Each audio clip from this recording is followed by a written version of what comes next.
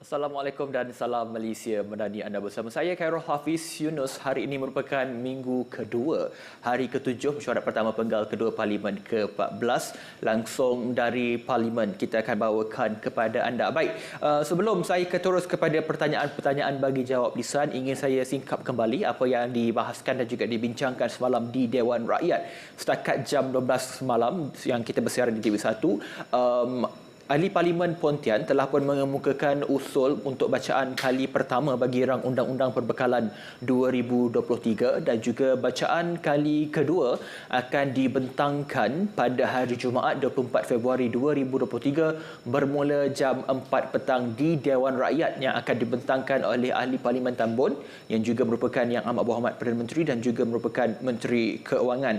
Ianya dikenali sebagai Belanjawan 2023 Malaysia Madani secara rasminya telah pun kita war-warkan kepada anda dan kami di RTM akan bawakan liputan secara komprehensif berkenaan dengan Belanjawan 2023, apakah manfaatnya kepada rakyat.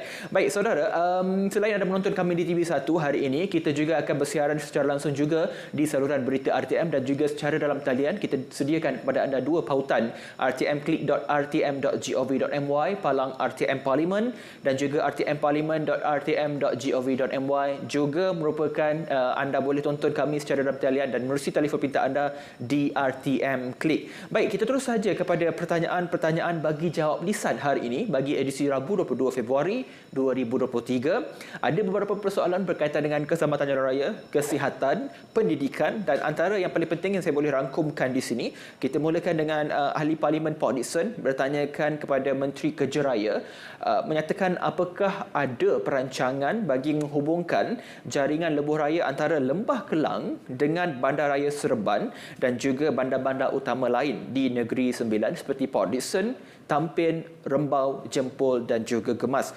Soalan turut diberikan kepada Menteri Pengangkutan iaitu untuk aturan nombor 7 kalau saya boleh bacakan sekaligus di sini, di mana Ahli Parlimen Air Hitam juga bertanyakan kepada Menteri Kerja Raya sama ada projek pelebaran lebuh raya utara selatan dari Yomping ke Johor Bahru akan dilaksanakan dan berapakah kos dan adakah ianya akan membebankan rakyat melalui kutipan tol tambahan. Dan antara yang menarik perhatian saya juga hari ini berkenaan dengan soalan nombor 5. Kalau di sini kita lihat Ahli Parlimen Tanjung Piai meminta Menteri Pendidikan menyatakan tahap kesediaan kementerian untuk memperkenalkan subjek pilihan raya atau memasukkan elemen undi 18 yang kita bahaskan selama ini dalam mata pelajaran di peringkat sekolah menengah seperti yang dituntut oleh Kesatuan Perkhidmatan Pengurusan Kebangsaan Malaysia NUTP. Banyak lagi soalan yang penting akan dibawakan dalam sesi perbahasan bagi hari ke-7 ini dan untuk anda juga sekali lagi saya maklumkan kepada anda kita akan bersiaran sehingga jam 12 di TV1 dan akan diteruskan sehingga jam 1 di saluran berita RTM dan juga sesi petang pula akan diteruskan sepenuhnya di saluran berita RTM My Freeview 123 bermula jam 2.30 petang sehingga selesai untuk sesi petang. Itu antara perubahan yang akan bawakan kepada anda untuk langsung dari Parlimen dan kami akan teruskan membawa kepada anda liputan langsung dari Parlimen secara komprehensif dan juga inklusif untuk kita sama-sama terlibat dalam perbahasan Dewan Rakyat. Jadi kita akan mendengar apakah perbahasan pada hari ini yang akan menjadi tumpuan kita yang saya kongsikan kepada anda dan kita terus saja ke Dewan Rakyat yang sudah pun bersedia untuk sesi perbahasan. Silakan. Pertanyaan-pertanyaan bagi jawab lisan. Saya jemput Datuk Seri Haji Aminuddin bin Harun Port Dickson. Port Dickson, soalan pertama.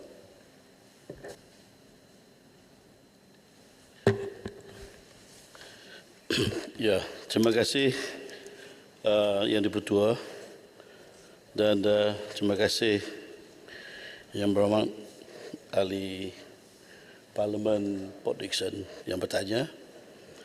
Untuk makluman ahli yang berhormat, kementerian ini telah menerbitkan Pelan Pembangunan Rangkaian Jalan Raya tahun 2030 atau Highway Network Development Plan 2030 yang bertujuan untuk mengenal pasti keperluan pembangunan jaringan jalan raya di semenanjung Malaysia bagi meningkatkan saling hubungan yang akan menyokong pembangunan ekonomi negara. Yang Amat Berhormat, bagi perancangan perhubungan jalan raya dan lebuh raya antara Lembah Kelang dan bandar-bandar di Negeri Sembilan, HNDP 2030 telah mengenal pasti beberapa cadangan projek seperti berikut. 1. Lebuh raya Pantai Barat atau West Coast Expressway WCE, Jajaran Selatan. 2.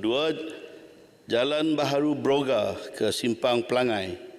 Dan 3. Lebuh raya SKLA Senawang ke KLIA ke Salak Tinggi. HNDP 2030 turut mengenal pasti cadangan projek yang menghubungi ataupun menghubungkan bandar-bandar dalam Negeri Sembilan seperti berikut. 1. Jalan Baharu Persimpangan Ulu Keluang, Kampung Sungai Daun FT 86. 2. Jalan Pintas Kuala Pilah. Dan 3. Jalan Lingkaran Luar Seremban atau Seremban Outer Ring Road. Susulan itu, HDNP 2030 boleh HNDP 2030 boleh dijadikan rujukan utama semua kementerian, agensi pusat dan kerajaan negeri untuk perancangan perancangan projek pembangunan rangkaian jalan raya sehingga tahun 2030. Sekian, terima kasih. Yang Berhormat Port Dickson. Soalan tambahan. Terima kasih Tuan Yang Ketua. Terima kasih Datuk Yang Berhormat Menteri.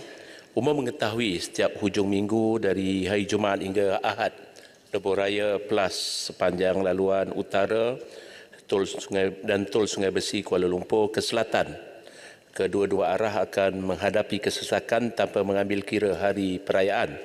Jadi mohon Menteri Kerja Raya nyatakan tindakan untuk mengurangkan kesesakan lalu lintas yang semakin serius di kawasan ini, dan juga apakah status laluan alternatif yang menghubungkan lebuh raya Lekas Paroi ke Persimpangan Plus Senawang. Terima kasih. Datuk Yang Ketua. Ya,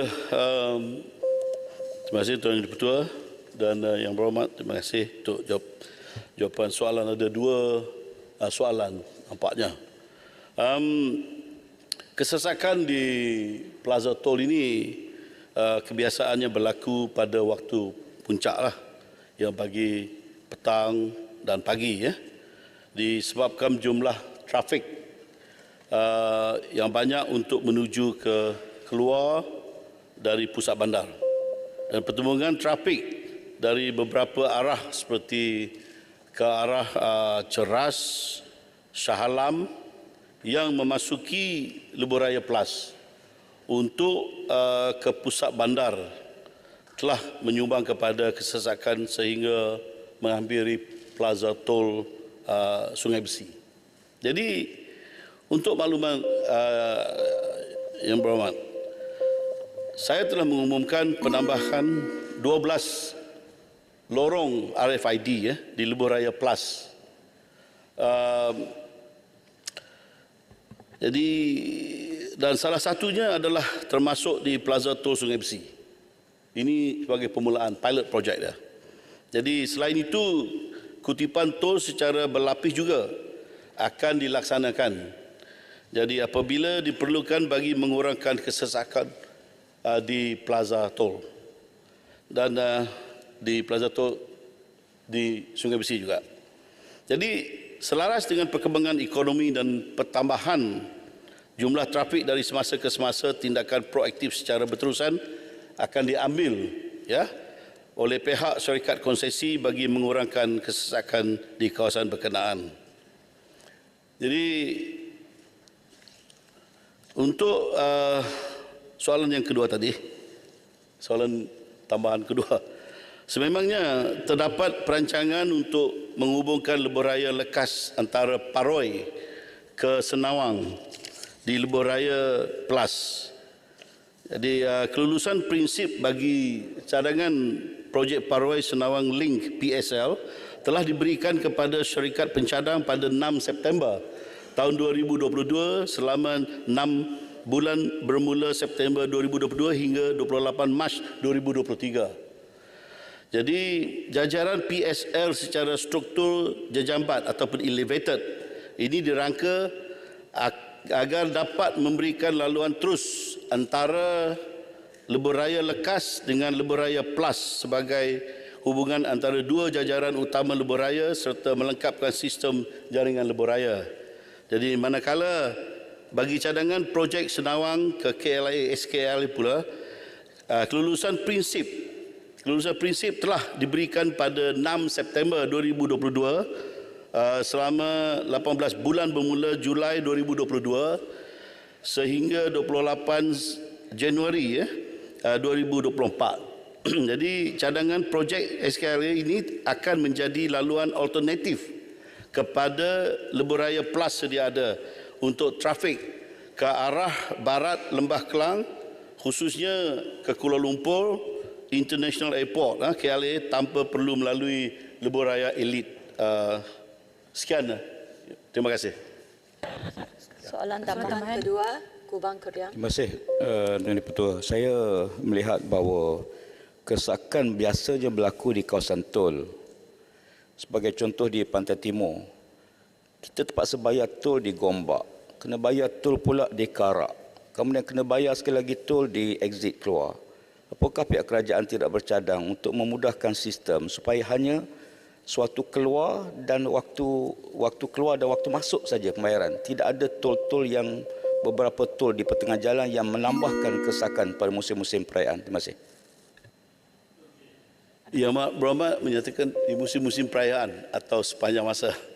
Jadi memang ini telah kami ambil perhatian di kementerian dan di agensi pula juga LLM. Kita melihat sebab pernah juga pandangan sama yang sama diajukan kepada kami dan kami telah meneliti bagaimana seperti mana yang dicadangkan oleh Yang Berhormat tadi. Jadi masa perayaan ni memang kita pemudahkan lagi. Ya, selalunya kita pemudahkan, kadang-kadang kita buat tol percuma pun ya untuk masa perayaan.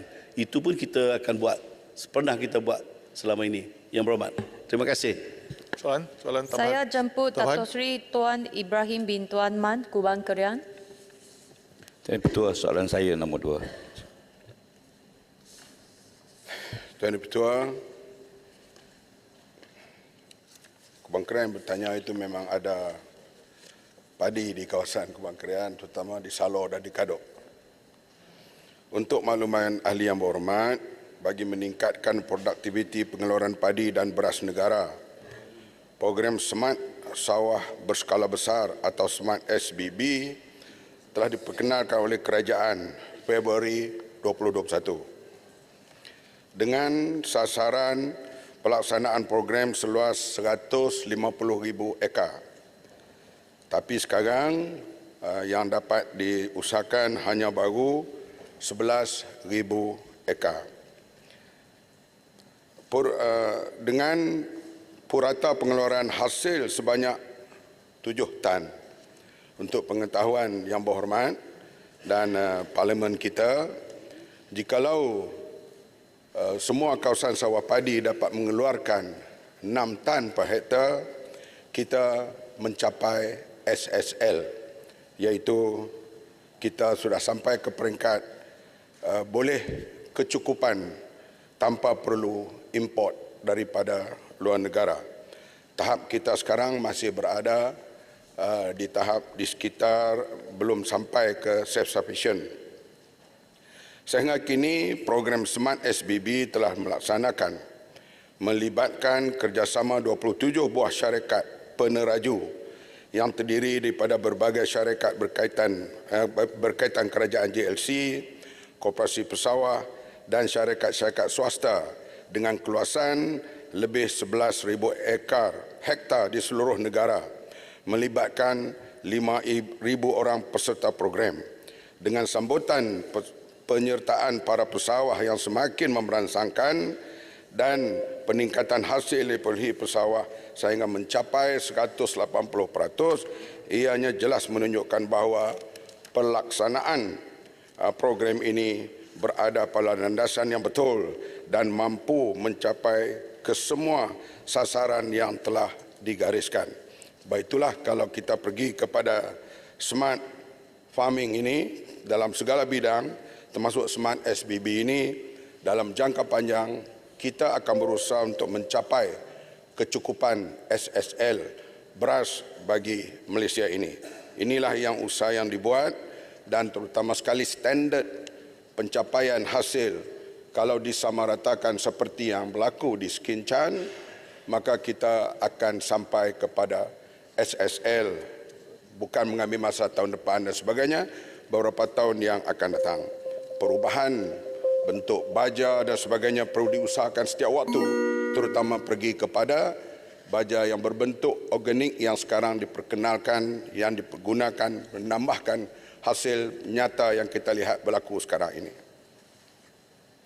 Soalan tambahan, Kubang Keriang. Terima kasih di atas jawapan yang telah diberi. Saya ingin dapat penjelasan pada tahun 2022, sebanyak 19 syarikat peneraju telah pun mendatangani MOU dengan kerajaan negeri termasuk Lembaga Zakat Negeri Kedah yang mensasarkan pembangunan asnaf bagi negeri Kedah. Soalan saya, apakah kerajaan negeri, pihak kerajaan juga berhasrat untuk mengadakan kerjasama dengan lembaga zakat negeri-negeri lain? Dan saya perlukan data lengkap ini, boleh jawapan bertulis, tentang jumlah keluasan projek ini di setiap negeri dan bilangan peserta di setiap negeri, pecah mengikut negeri. Ini boleh diberi dalam bentuk data bertulis. Apa? Mana-mana agensi JLC yang nak terlibat, terutama dalam menyediakan dana, amat dialu-alukan. Dan sekarang ini saya sebut tadi, hanya baru peringkat ini barulah kita nak kepada 150,000 hektar yang baru kita jalankan 11,000 hektar. Kalau agensi zakat mana-mana negeri untuk terlibat sebagai badan yang boleh membiayai, maka kita alu-alukan, termasuk di Kelantan. Sebab di negeri Kelantan program Smart SBB sedang dilaksanakan di kawasan 138 hektar di Pasir Putih. Tetapi di sini hasilnya belum lagi tinggi seperti di tempat lain. Hanya mencapai di sekitar 3.1 tan. Yang perlu kita pertingkatkan lagi dari masa ke semasa. Barangkali pemulihan jenis tanah dan sebagainya perlu dilihat di Pasir Putih ini yang telah memulakan soal Smart SBB ini. Soalan tambahan kedua. Silakan. Sri Gading. Okay. Yang di-Pertua, soalan saya berkaitan dengan apakah jaminan program Smart SBB ini menjaga kepentingan hak pesawat-pesawat kecil dan juga bagaimanakah ia membantu untuk meningkatkan kualiti dan kuantiti bagi menyumbang kepada keterjaminan makanan negara. Soalan. Terima kasih. Petani-petani yang sanggup berterlibat dalam program ini, mereka terlibat sama dalam pengurusan dan sebagainya. Sebab itu hak-hak mereka terjamin di sini.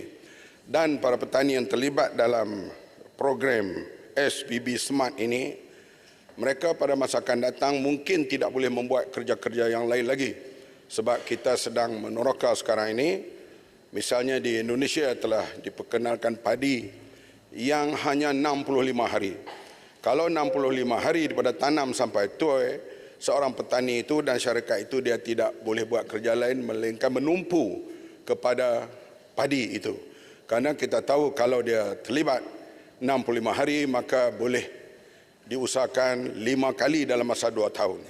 Kalau 3 bulan hasil daripada tanam sampai tuai itu 2 bulan setengah, 65 hari, maka kita akan lihat tumpuan dan seorang pesawah itu dia akan menjadi pekerja dan petugas kepada Smart SBB ini. Ini yang kita sedang buat perubahan yang dimulakan oleh pemerintah sebelum ini pada 2021 dan kita akan sambung dan memperbaikinya terutama di sudut pemulihan tanah, benih dan sebagainya, dan kita harap satu ketika tidak lama sangatlah Malaysia akan capai SSL dalam beras negara ini. Terima kasih. Soalan tambahan yang di-Pertua oleh Matan Saya Rupa. jemput Tuan Lim Guang Eng Bagan. Terima kasih Puan Yang di-Pertua. Yang Pertua, soalan nombor 3.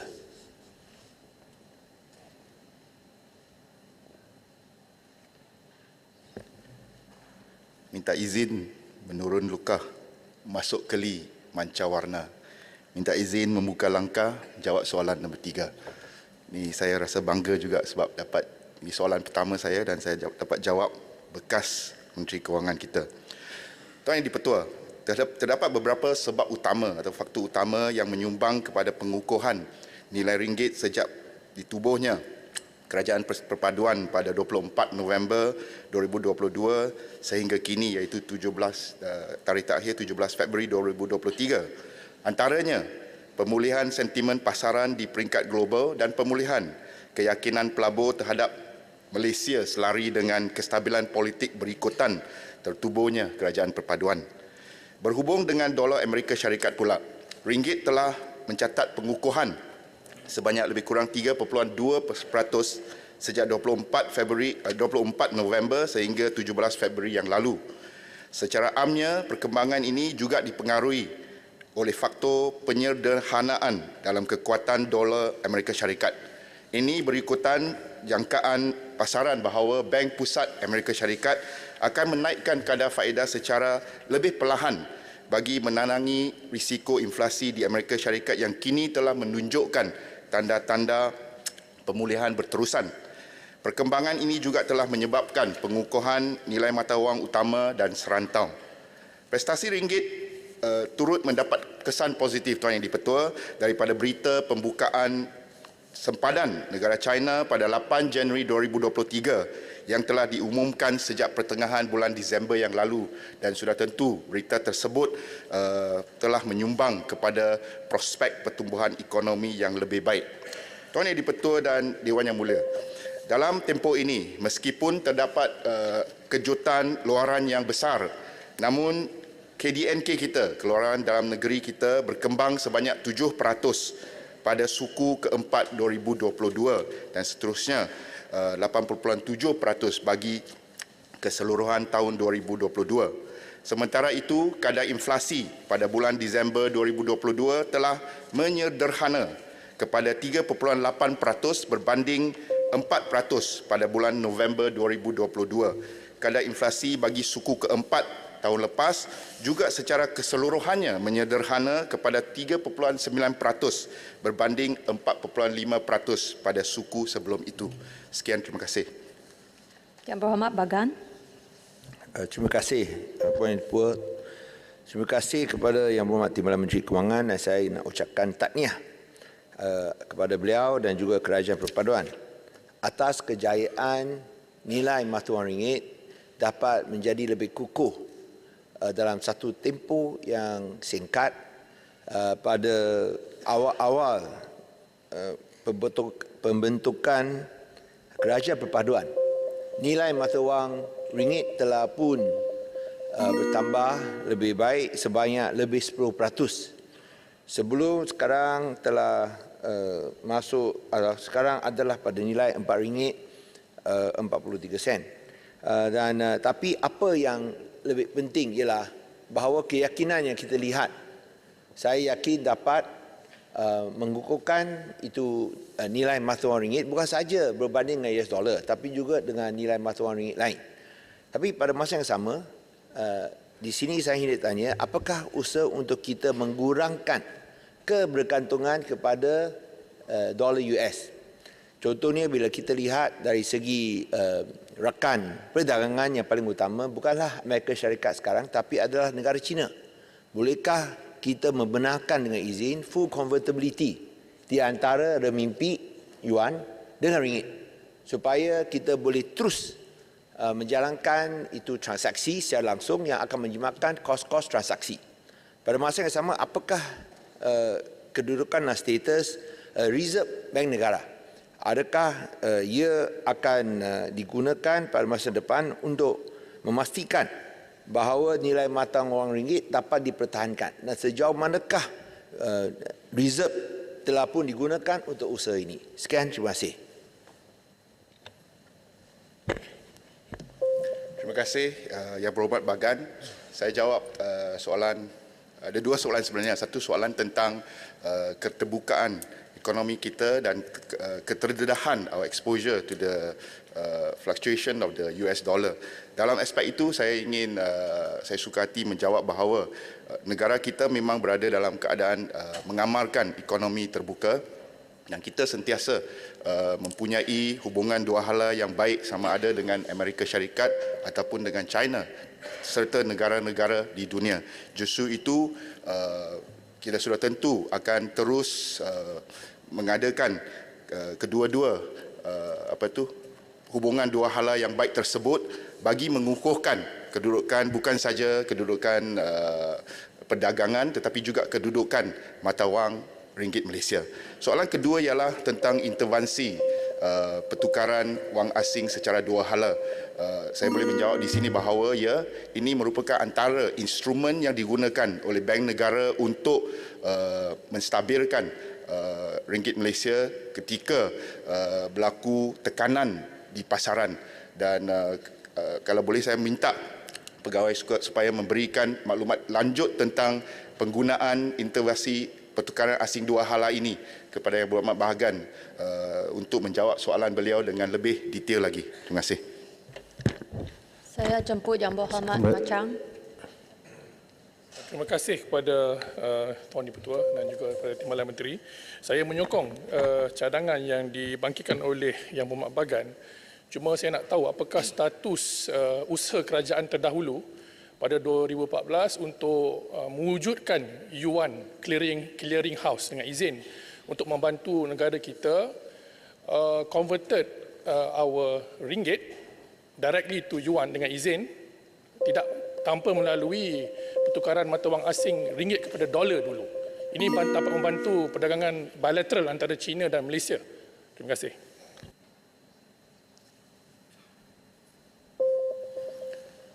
Terima kasih Yang Berhormat Macang dan atas soalan tadi. Malaysia memang sentiasa dalam perbincangan dan akan meneruskan perbincangan tersebut bagi seperti yang telah dimaklumkan oleh Bahagian, iaitu untuk tujuan kita mengurangkan pendedahan kita kepada perubahan yang tidak menentu di pasaran pertukaran wang dunia, terutamanya kepada dolar Amerika. Jadi dalam itu saya boleh menyatakan bahawa kita akan terus berusaha supaya kita membuka lebih lagi ruang kepada mata wang kita untuk dijadikan satu mata wang yang boleh berfungsi dengan lebih baik di dalam ekonomi dunia. Terima kasih.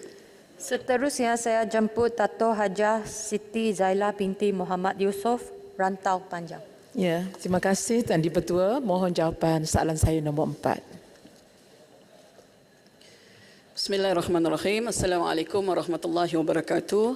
Allahumma salli ala Sayyidina Muhammad wa ala ali Sayyidina Muhammad. Tuan Yang Di-Pertua, Kementerian Pembangunan Wanita, Keluarga dan Masyarakat sentiasa komited dalam melaksanakan memastikan skuad wajah terus kekal, relevan dan berkesan dalam membantu komuniti dengan mengadakan beberapa siri perbincangan, bengkel dan penambahbaikan dari semasa ke semasa menerusi pendekatan secara kerjasama strategik yang melibatkan sektor awam, sektor swasta dan badan-badan bukan kerajaan.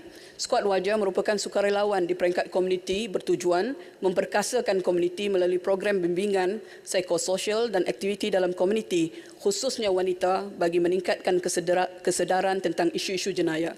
Sehingga 31 Disember 2022, terdapat seramai 328,558 orang ahli skuad wajah di seluruh negara, melibatkan 253,973 orang wanita ataupun 77.3% dan 74,585 orang lelaki 22.7%. Antara aktiviti pembangunan kapasiti yang telah diberikan kepada skuad wajah ialah modul 1 yang melibatkan bimbingan kemahiran sokongan psikososial iaitu EARS, Empathy, Attention, Response and Support, dan penyaluran maklumat berkaitan isu-isu keganasan dan jenayah terhadap wanita seperti mana gangguan seksual, jenayah cyber, keldai dadah, pemerdagangan manusia, rogol, cabul dan keganasan rumah tangga.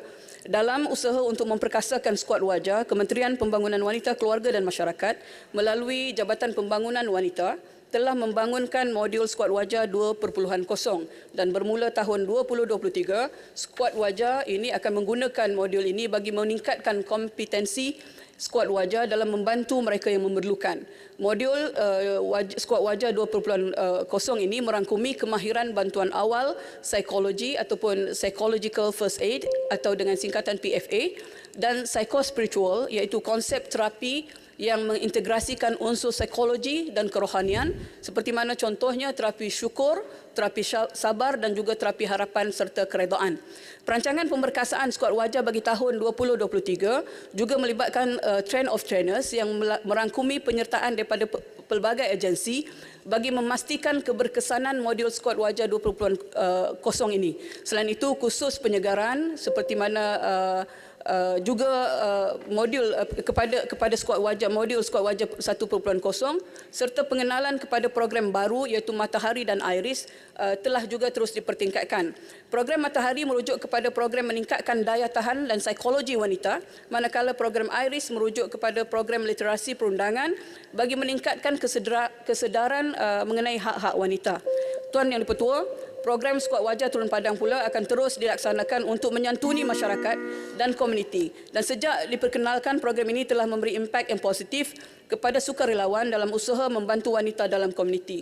Kajian keberkesanan yang telah diadakan daripada bulan Mac sehingga Jun melibatkan 301 orang skuad wajah, anggota skuad wajah yang bertujuan untuk menilai tahap perubahan skuad wajah dari segi pengetahuan dan sifat kesukarelawanan selepas menjalani program latihan ini telah pun diadakan, dan dapatan kajian ini telah menunjukkan bahawa keberkesanan latihan skuad wajah pada komuniti adalah pada tahap tinggi dan menunjukkan perhubungan positif yang sangat signifikan antara kemahiran membantu dan kepuasan apabila mereka menjalani latihan skuad wajah. Sekian, Tuan Yang Dipertua.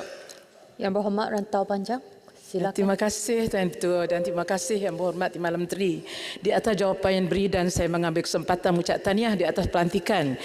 Dan ini menunjukkan bagaimana kejayaan daripada kerajaan yang lalu dalam penubuhan yang telah merintis penubuhan skuad wajah ini di zaman kami berada dalam kerajaan. Dan alhamdulillah saya ucap terima kasih kerana skuad wajah ini diteruskan. Dan saya ingin tahu sejauh mana penglibatan anak-anak muda dalam skuad wajah dan apakah insentif yang telah diberi kepada sukarelawan ini supaya mereka terus bersama dalam skuad wajah. Terima kasih Ahli Yang Berhormat. Untuk makluman ahli sidang Dewan Negara, Dewan Rakyat ini juga, sebenarnya penglibatan anak-anak muda untuk skuad wajah ini keanggotaannya adalah daripada semua warga negara Malaysia yang berusia 18 tahun dan ke atas. Dan kalau kita lihat tadi, seramai 328,558 orang itu, antaranya yang paling tinggi adalah di Kelantan. Dan kita sedang mengadakan pelbagai lagi program-program untuk membolehkan lebih ramai terlibat. Dan antara petunjuk yang kita boleh nyatakan sebagai petunjuk prestasinya ialah yang disebutkan tadi, kita ada 1,012 program yang melibatkan program-program yang berkaitan psikososial dan juga melibatkan seramai 72,942 orang individu yang sudah pun berjaya disantuni oleh skuad wajah. Dan Tuan Yang Dipertua, skuad wajah ini akan terus diperkembangkan untuk berperanan di dalam komuniti bagi memastikan masyarakat di dalam komuniti kita di seluruh negara memahami isu-isu yang terkait dengan jenayah ke atas wanita dan juga masyarakat seluruhnya. Jadi penglibatan anak-anak muda ini memang diteruskan, insya-Allah. Terima kasih Tuan Yang Dipertua. Yang Berhormat Parik Solong. Terima kasih Puan Yang Dipertua. Saya mengambil maklum jawapan yang diberikan oleh Yang Berhormat Timbalan Menteri, dan saya kira ini soalan tambahan saya, selain daripada menanangi isu keganasan melalui program skuad wajah itu, kita pun tahu isu keganasan terhadap wanita ini memang satu masalah yang cukup besar. Jadinya soalan saya, apakah usaha kementerian bagi membendung kegiatan yang berkaitan dengan eksploitasi dan pemerdagangan manusia yang melibatkan wanita di pelbagai peringkat, khususnya daripada kalangan remaja. Terima kasih. Tuan Yang Di-Pertua, isu-isu yang terkait dengan pemerdagangan manusia ini juga adalah di bawah tanggungjawab Kementerian Pembangunan Wanita, Keluarga dan Masyarakat bersama dengan Kementerian Dalam Negeri. Dan banyak program-program intervensi yang sebenarnya telah diadakan dan yang maklumat lebih lanjut kita akan berikan secara jawapan bertulis. Sebab soalan yang merujuk ini adalah terkait dengan skuad wajah. Terima kasih. Okey. Saya jemput Dato' Seri Dr. Wee Jackson, Tanjung PI. Terima kasih Puan Timbalan Speaker. Soalan saya nombor 5.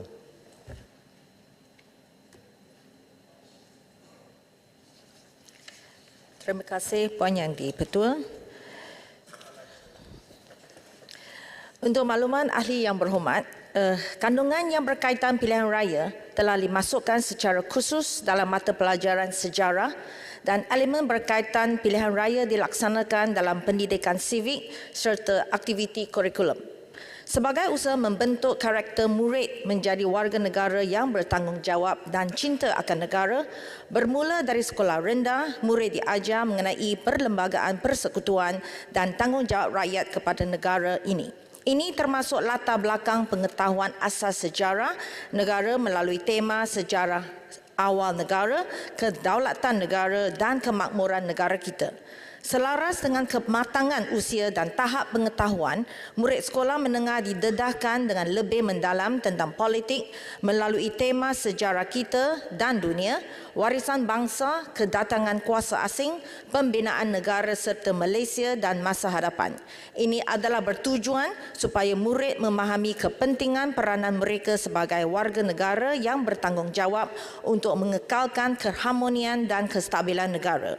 Bagi memupuk kesedaran politik melalui aktiviti kurikulum pula, KPM menjalin kerjasama dengan Jabatan Penerangan Malaysia (JPAN) bagi melaksanakan pelbagai aktiviti patriotism melalui Kelab Malaysiaku. KPM juga turut menyokong program yang dianjurkan oleh Jabatan Perpaduan Negara dan Integrasi Nasional melalui Kelab Rukun Negara yang merangkumi pelbagai aktiviti berteraskan kepada pengukuhan pengetahuan, pemahaman, penghayatan dan pengamalan rukun negara. KPM berpandangkan pelaksanaan kandungan kurikulum dan aktiviti kurikulum sedia ada membolehkan murid memperoleh pengetahuan, pemahaman serta penghayatan tentang pendidikan politik dan perlembagaan persekutuan. KPM yakin bahawa pengetahuan dan penghayatan tersebut boleh diaplikasikan dalam kehidupan harian serta dapat mempersiapkan murid untuk melaksanakan hak dan tanggungjawab mereka kepada negara. Sekian, terima kasih. Tanjung PI. Terima kasih Speaker dan terima kasih kepada Yang Berhormat. Yang Berhormat, kita melihat dalam PRU ke-15 ni, rata-ratanya anak muda kita terikut dengan ibu bapa, anak-anak muda ataupun rakan-rakan dan pembacaan di internet. Jadi saya nak tahu, sekiranya kerajaan telah melaksanakan program-program sedemikian, apakah langkah seterusnya bagi memastikan ianya tidak menjadi satu medan bagi seseorang guru mempengaruhi minda pelajar dengan statement tertentu agar pelajarnya cenderung mengundi kepada hanya satu parti tertentu saja. Terima kasih Yang Berhormat. Soalan ini amat relevan kerana kita memang takut kalau guru-guru tidak memainkan peranan masing-masing. Tetapi kami KPM telah menyediakan bahan sokongan dalam bentuk PowerPoint untuk membantu guru untuk mengajar topik pilihan raya dengan sebaiknya. Selain itu, kita juga ada video dari segi Didik TV. KPM juga telah menyiarkan tajuk berkaitan dengan pilihan raya. Dan dari segi persoalan tentang guru sama ada akan mempengaruhi, jawapan kami memang tidak. Kami ada confident, ada keyakinan dalam guru. Pada itu PDP Sejarah, tugas guru mengajar apa sahaja topik secara objektif termasuklah pilihan raya. Guru kita telah dididik dengan integriti dan bersikap objektif yang tidak mungkin mempengaruhi murid dari segi fahaman politik. Terima kasih. Soalan tambahan, Puan Speaker. Assalamualaikum. Terima kasih kepada Timbalan Yang Di-Pertua. sejauh manakah Kementerian Pendidikan mengadakan kerjasama dengan Kementerian Belia dan Sukan untuk memperkasakan golongan belia dalam aspek literasi dan juga celak politik di negara ini. Terima kasih, Timbalan. Kawan saya sebelah sini saja. Kami memang akan mengadakan discussion, engagement dengan program-program. Kami akan mengadakan program-program bersama untuk memastikan yang undi 18, terutamanya undi 18 sebab itu adalah untuk murid selepas tingkatan 5. Kami akan ada banyakkan program-program dengan KBS untuk memastikan yang anak-anak muda kita mempunyai pemahaman politik yang sewajarnya. Terima kasih. Saya jemput Tuan Jamaluddin bin Yahya, Pasir Salak. Terima kasih Puan Yang di-Pertua. Bismillahirrahmanirrahim. Assalamualaikum warahmatullahi taala wabarakatuh dan salam sejahtera. Kuning warnanya buah nanam, buahnya pelik rasanya masam. Soalan saya nombor 6, sila jawab jangan kecam. Terima kasih Yang Berhormat daripada Pasir Salap. Terima kasih Yang Berhormat Puan Yang di-Pertua. Kementerian Pelancongan Seni dan Budaya Malaysia MOTEK sebelum ini telah melaksanakan perbaikan kompleks secara Pasir Salak dengan kos berjumlah RM100,000 di bawah Loring Plan pertama Rancangan Malaysia ke-11 pada tahun 2016 dan JKR Perak sebagai agensi pelaksana. Pada masa ini keseluruhan kompleks secara Pasir Salap belum diwatakan di bawah Akta Warisan Kebangsaan 2005 Peringkat Akta Anang 45. Namun begitu, hanya Tukupet Pasir Salap yang berada di bawah kompleks tersebut telah diwatakan di bawah Akta Anang 45. Sementara itu, Rumah Datuk Maharajalela kini telah disenaraikan dalam inventari jawatan warisan negara. Kini melalui kajian terperinci untuk dinilai kriteria yang berkaitan bagi tujuan perwataan berdasarkan Akta Warisan Kebangsaan 2005 adalah menjadi tanggungjawab pemilik suatu tapak warisan untuk memastikan bahawa tapak warisan itu sentiasa dalam keadaan baik. Dalam hal ini, pihak kerajaan negeri ataupun memegang amanah ataupun mana-mana individu berkaitan adalah bertanggungjawab memastikan ia terus terpelihara. Kementerian ini sentiasa bersedia untuk mempertimbangkan sebarang permohonan baru bagi membantu menaik taraf persarana pelancong di kompleks secara Pasir Salak khususnya dan di negeri Perak amnya. Sekiranya terdapat permohonan rasmi daripada Perbadangan Kemajuan Negeri Perak maupun Kerajaan Negeri Perak demi menyokong industri pelancongan tambatan sekaligus bencana ekonomi setempat dengan syarat aspek penyegaraan diberi perhatian yang sewajar selepas kerja-kerja baik boleh diselesai. Sekian, terima kasih. Pasir Salak. Baik. Saya harap pewartaan itu dapat dipercepatkan. Soalan tambahan saya, Malaysia merupakan sebuah negara yang kaya dengan sejarah dan budaya yang diwariskan oleh orang-orang terdahulu kepada kita. Sejarah turut membawa budaya seni dan falsafah. Sehingga kini pelancongan berkonsepkan sejarah tidak begitu aktif di negeri Perak sedangkan masih banyak lagi tinggalan warisan asal yang masih belum dipromosi. Soalan saya, apakah inisiatif kerajaan dalam mengangkat dan mempromosikan tempat-tempat bersejarah yang terpinggir ini melalui konsep pelancongan bersejarah? Mohon Menteri menjawab. Terima kasih Yang Berhormat Pasir Salat. Mengenai isu, kita ada soal dua isu. Satu, meminta watakan secepat mungkin. Satu, katakan ini kita punya Perak punya aktiviti pelancongan punya aktiviti tidak begitu aktif. Saya jawab sekaligus, ini watakan sama ini aktiviti semua kita mesti mau tua pihak bekerjasama, kerajaan negeri Perak bersama-sama kita motek. Kalau boleh lah kita berbincang masa terdekat kita macam mana ada rancangan dan cadangan bersama-sama berpromosikan kita punya negeri Perak punya pelancongan itu. Kalau kita motif pelancong saja, kita nak satu pihak rancang dan cadangan, kalau kerajaan negeri tak setuju pun tak jadi juga. Okey, sekian, terima kasih. Soalan tambahan. Kuasa maju. Saya jemput Yang Berhormat Balik Pulau. Terima kasih.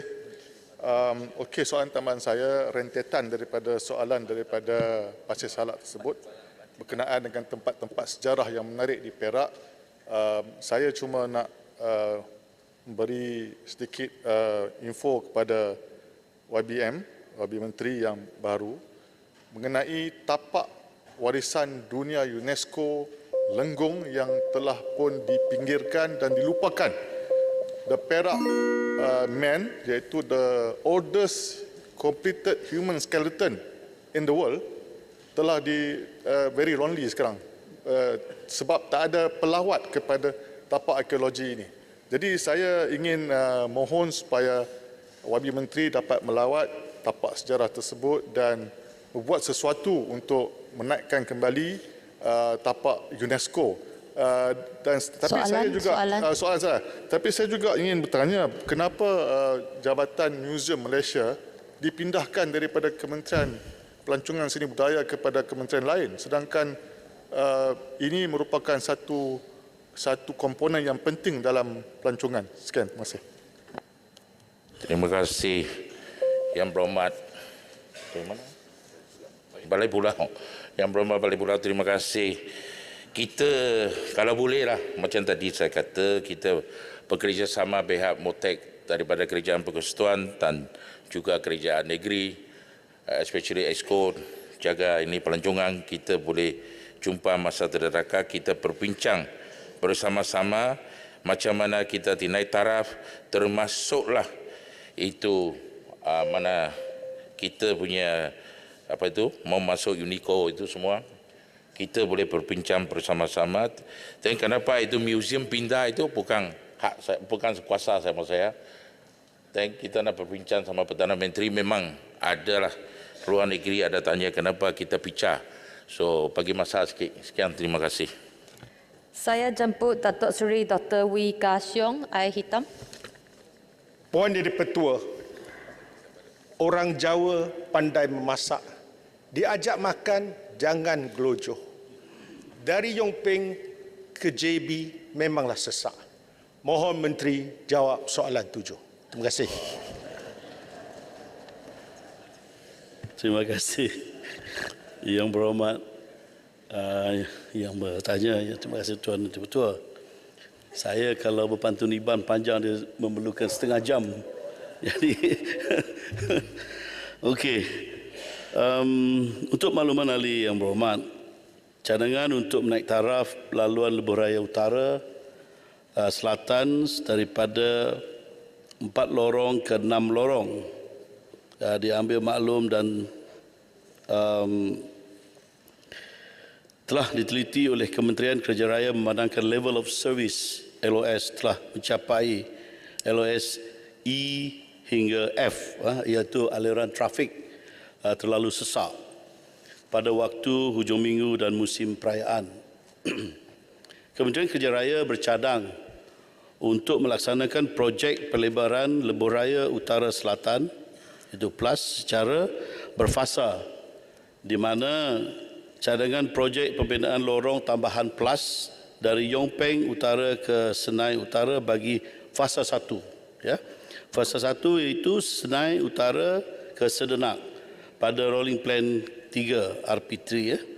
Rancangan Malaysia ke-12 dengan anggaran kos sebanyak 525 juta ringgit. Walau bagaimanapun, kelulusan bagi peruntukan dana tersebut adalah tertakluk kepada pembentangan bajet baharu daripada Yang Berhormat Menteri Kewangan besok pada 24 Februari 2023 berdasarkan kepada keutamaan dan kedudukan kewangan kerajaan. Untuk makluman ahli yang berhormat, sekiranya pelaksanaan pelebaran tersebut dilaksanakan dengan menggunakan dana kerajaan, maka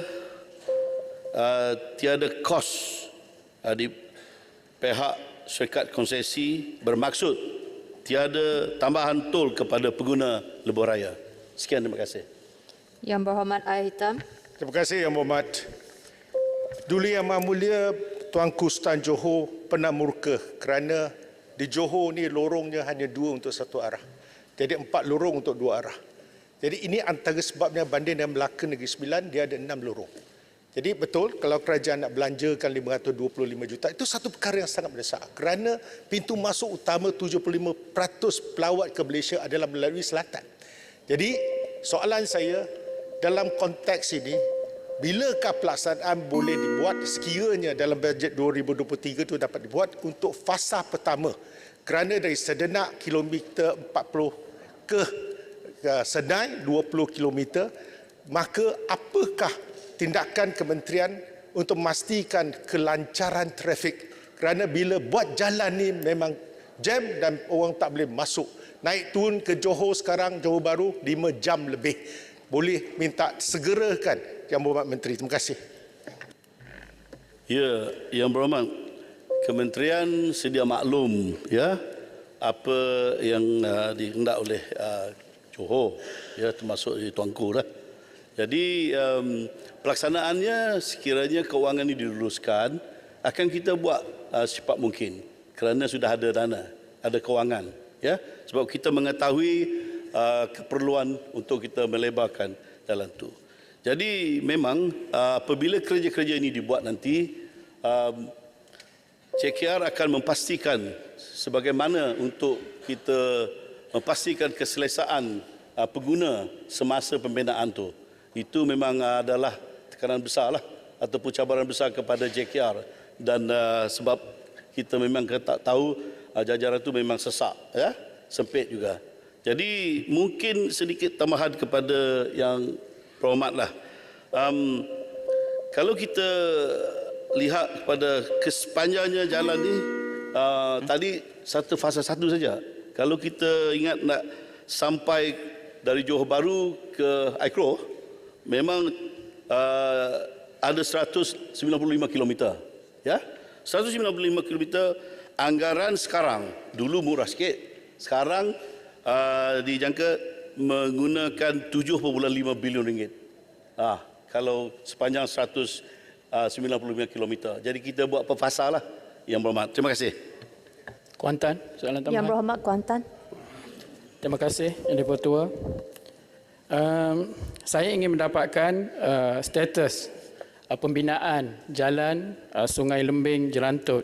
Untuk makluman Yang Berhormat Menteri, di Pahang ni jaringan dia jauh daripada Pahang Barat dan Pahang Timur.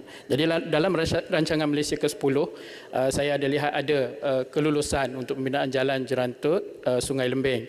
Jadi pada tahun rancangan Malaysia ke-11 ia dihentikan pada masa itu, dan kita lihat pada 2017 ada dalam dinyatakan bahawa dia akan dilaksanakan. Soalannya, adakah kerajaan ingin meneruskan ataupun ada perancangan untuk meneruskan jalan tersebut? Terima kasih. Berhormat, walaupun ini jauh daripada soalan asal, cuma tak apa, saya bagi pencerahan sedikit. Memang ke seluruh negara Malaysia ni kita ada yang dipanggil HNDP, iaitu Highway Network Development Plan 2013 20 ini ke 2030. Jadi kesemuanya keperluan ini adalah diambil kira dan mungkin termasuk dalam ini. Jadi untuk menjawab nanti saya boleh majukan secara bertulis supaya lebih tepat kepada Yang Berhormat ya. Sekian, terima kasih. Yang berkenaan dengan yang jajaran yang khusus disebut Yang Berhormat tadi. Sekian, terima kasih. Ini soalan daripada Johor. Sepatutnya. Satu lagi, Kuala Kerai. Orang Johor yang berdiri. Johor. Satu lagi. Orang Johor.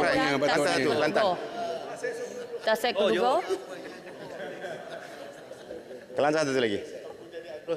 Assalamualaikum warahmatullahi wabarakatuh. Saya minta maaf saya tak sempat dah sediakan pantun sebab semalam saya banyak urusan di luar Dewan.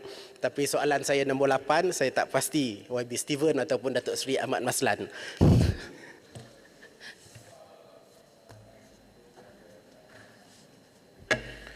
Orang Pulau Pinang jawab soalan orang Pulau Pinang. Semoga segala urusan dipermudahkan buat YB Tasik Gelugor. Tuan Yang di-Pertua, perkara yang telah dibangkitkan oleh ahli Tasik Gelugor tadi memang merupakan satu perkara yang amat dipandang serius oleh kerajaan. Justru, pelbagai kaedah kawalan dan penguatkuasaan telah dilaksanakan. Namun, kita sedar bahawa usaha pengawalan dan penguatkuasaan tersebut perlu dipertingkatkan dan ditambah baik lagi bagi menangani isu ini. Berserta dengan tindakan-tindakan penguatkuasaan, kawalan dan penghukuman terhadap pesalah yang dijalankan secara berterusan, antara langkah-langkah pembaharuan yang telah diambil dalam tempoh beberapa tahun ini adalah seperti contohnya menghadkan aktiviti transshipment rokok dengan izin kepada pelabuhan-pelabuhan tertentu sahaja. Keduanya, membenarkan penggunaan kontena yang berstandard ISO sahaja untuk melakukan transshipment rokok. Dan ketiga, melarang penggunaan bot-bot kecil termasuk bot berjenis kumpit. Langkah-langkah tersebut telah terbukti dan dilihat menunjukkan kesan positif melalui peningkatan hasil kutipan cukai rokok dan produk tembakau. Contohnya daripada 3.27 bilion ringgit pada tahun 2020 kepada 3.47 bilion ringgit pada tahun 2021. Berdasarkan kajian yang dilakukan oleh pihak industri pula, perastusan illegal cigarette incidents di Malaysia telah menurun kepada 57.3% pada tahun 2021 dan seterusnya menurun lagi kepada 56.6% pada tahun 2022 berbanding dengan 63.8% pada tahun 2020. Walau bagaimanapun, aktiviti kawalan dan tindakan penguatkuasaan seperti yang saya sebut tadi akan terus dijalankan dan terus dipergiatkan. Antara langkah berterusan yang dilaksanakan oleh Jabatan Custom Diraja Malaysia adalah seperti rondaan, menjalankan aktiviti penguatkuasaan melalui beberapa jenis rondaan, pemeriksaan, sekatan jalan, operasi kas dan sebagainya. Kedua, mengambil tindakan pendakwaan ke atas pihak yang terlibat dalam penyeludupan rokok dan minuman dan mengenakan hukuman yang lebih tinggi sejak tahun 2020. Menjalinkan kerjasama dengan agensi penguatkuasaan dan keselamatan serta pihak industri dan mengadakan kerjasama perkongsian maklumat perisikan dan operasi antarabangsa. Kehilangan hasil soalan YB Tasik Gelugor tadi kepada kerajaan Malaysia berikutan penyeludupan rokok dan minuman keras sebahagian besarnya adalah melalui kehilangan kutipan hasil duty import, duty excise dan cukai jualan. Berdasarkan statistik rampasan rokok dan minuman keras yang diperoleh daripada Jabatan Kastam Diraja Malaysia, kehilangan hasil cukai yang ini adalah pengiraan berdasarkan rampasan ialah pada tahun 2021 353 juta ringgit dan 364 juta ringgit pada tahun 2022. Namun mengikut perkiraan industri dan melalui laporan-laporan yang telah dikemukakan, kerugian hasil kepada kerajaan sudah tentu lebih besar lagi dan berkemungkinan mencecah sehingga 5 bilion ringgit setahun. Sehubungan itu, kerajaan akan terus komited dalam mempertingkatkan lagi usaha dalam membanteras penyeludupan rokok dan minuman keras bagi mengekang ketirisan hasil dan menyelesaikan ataupun menumpaskan sindiket-sindiket jenayah tersebut. Terima kasih. Yang Berhormat Tasek Gelugor. Terima kasih atas jawapan yang diberikan. Saya take note bahawa tadi disebut hasil rampasan adalah jauh lebih kecil berbanding dengan anggaran yang disediakan baik oleh pihak industri atau pihak kerajaan. Anggarannya lebih kurang 5 bilion tetapi hasil rampasan 300 juta lebih. Jadi soalan saya yang betul ialah dari manakah sebenarnya asalnya barang-barang seluduk ini, terutamanya hasil produk tembakau, dari mana asalnya barang-barang tersebut dan apa langkah yang kita ambil untuk memastikan sekatan berlaku di peringkat awal sebelum ia berlaku. Dan kedua, soalan tambahan kalau boleh, satu lagi sumber pendapatan yang mungkin boleh dijadikan a source of diversified income for the government ialah dari segi vape yang belum ada regulasinya. Apa perancangan kerajaan dalam hal ini?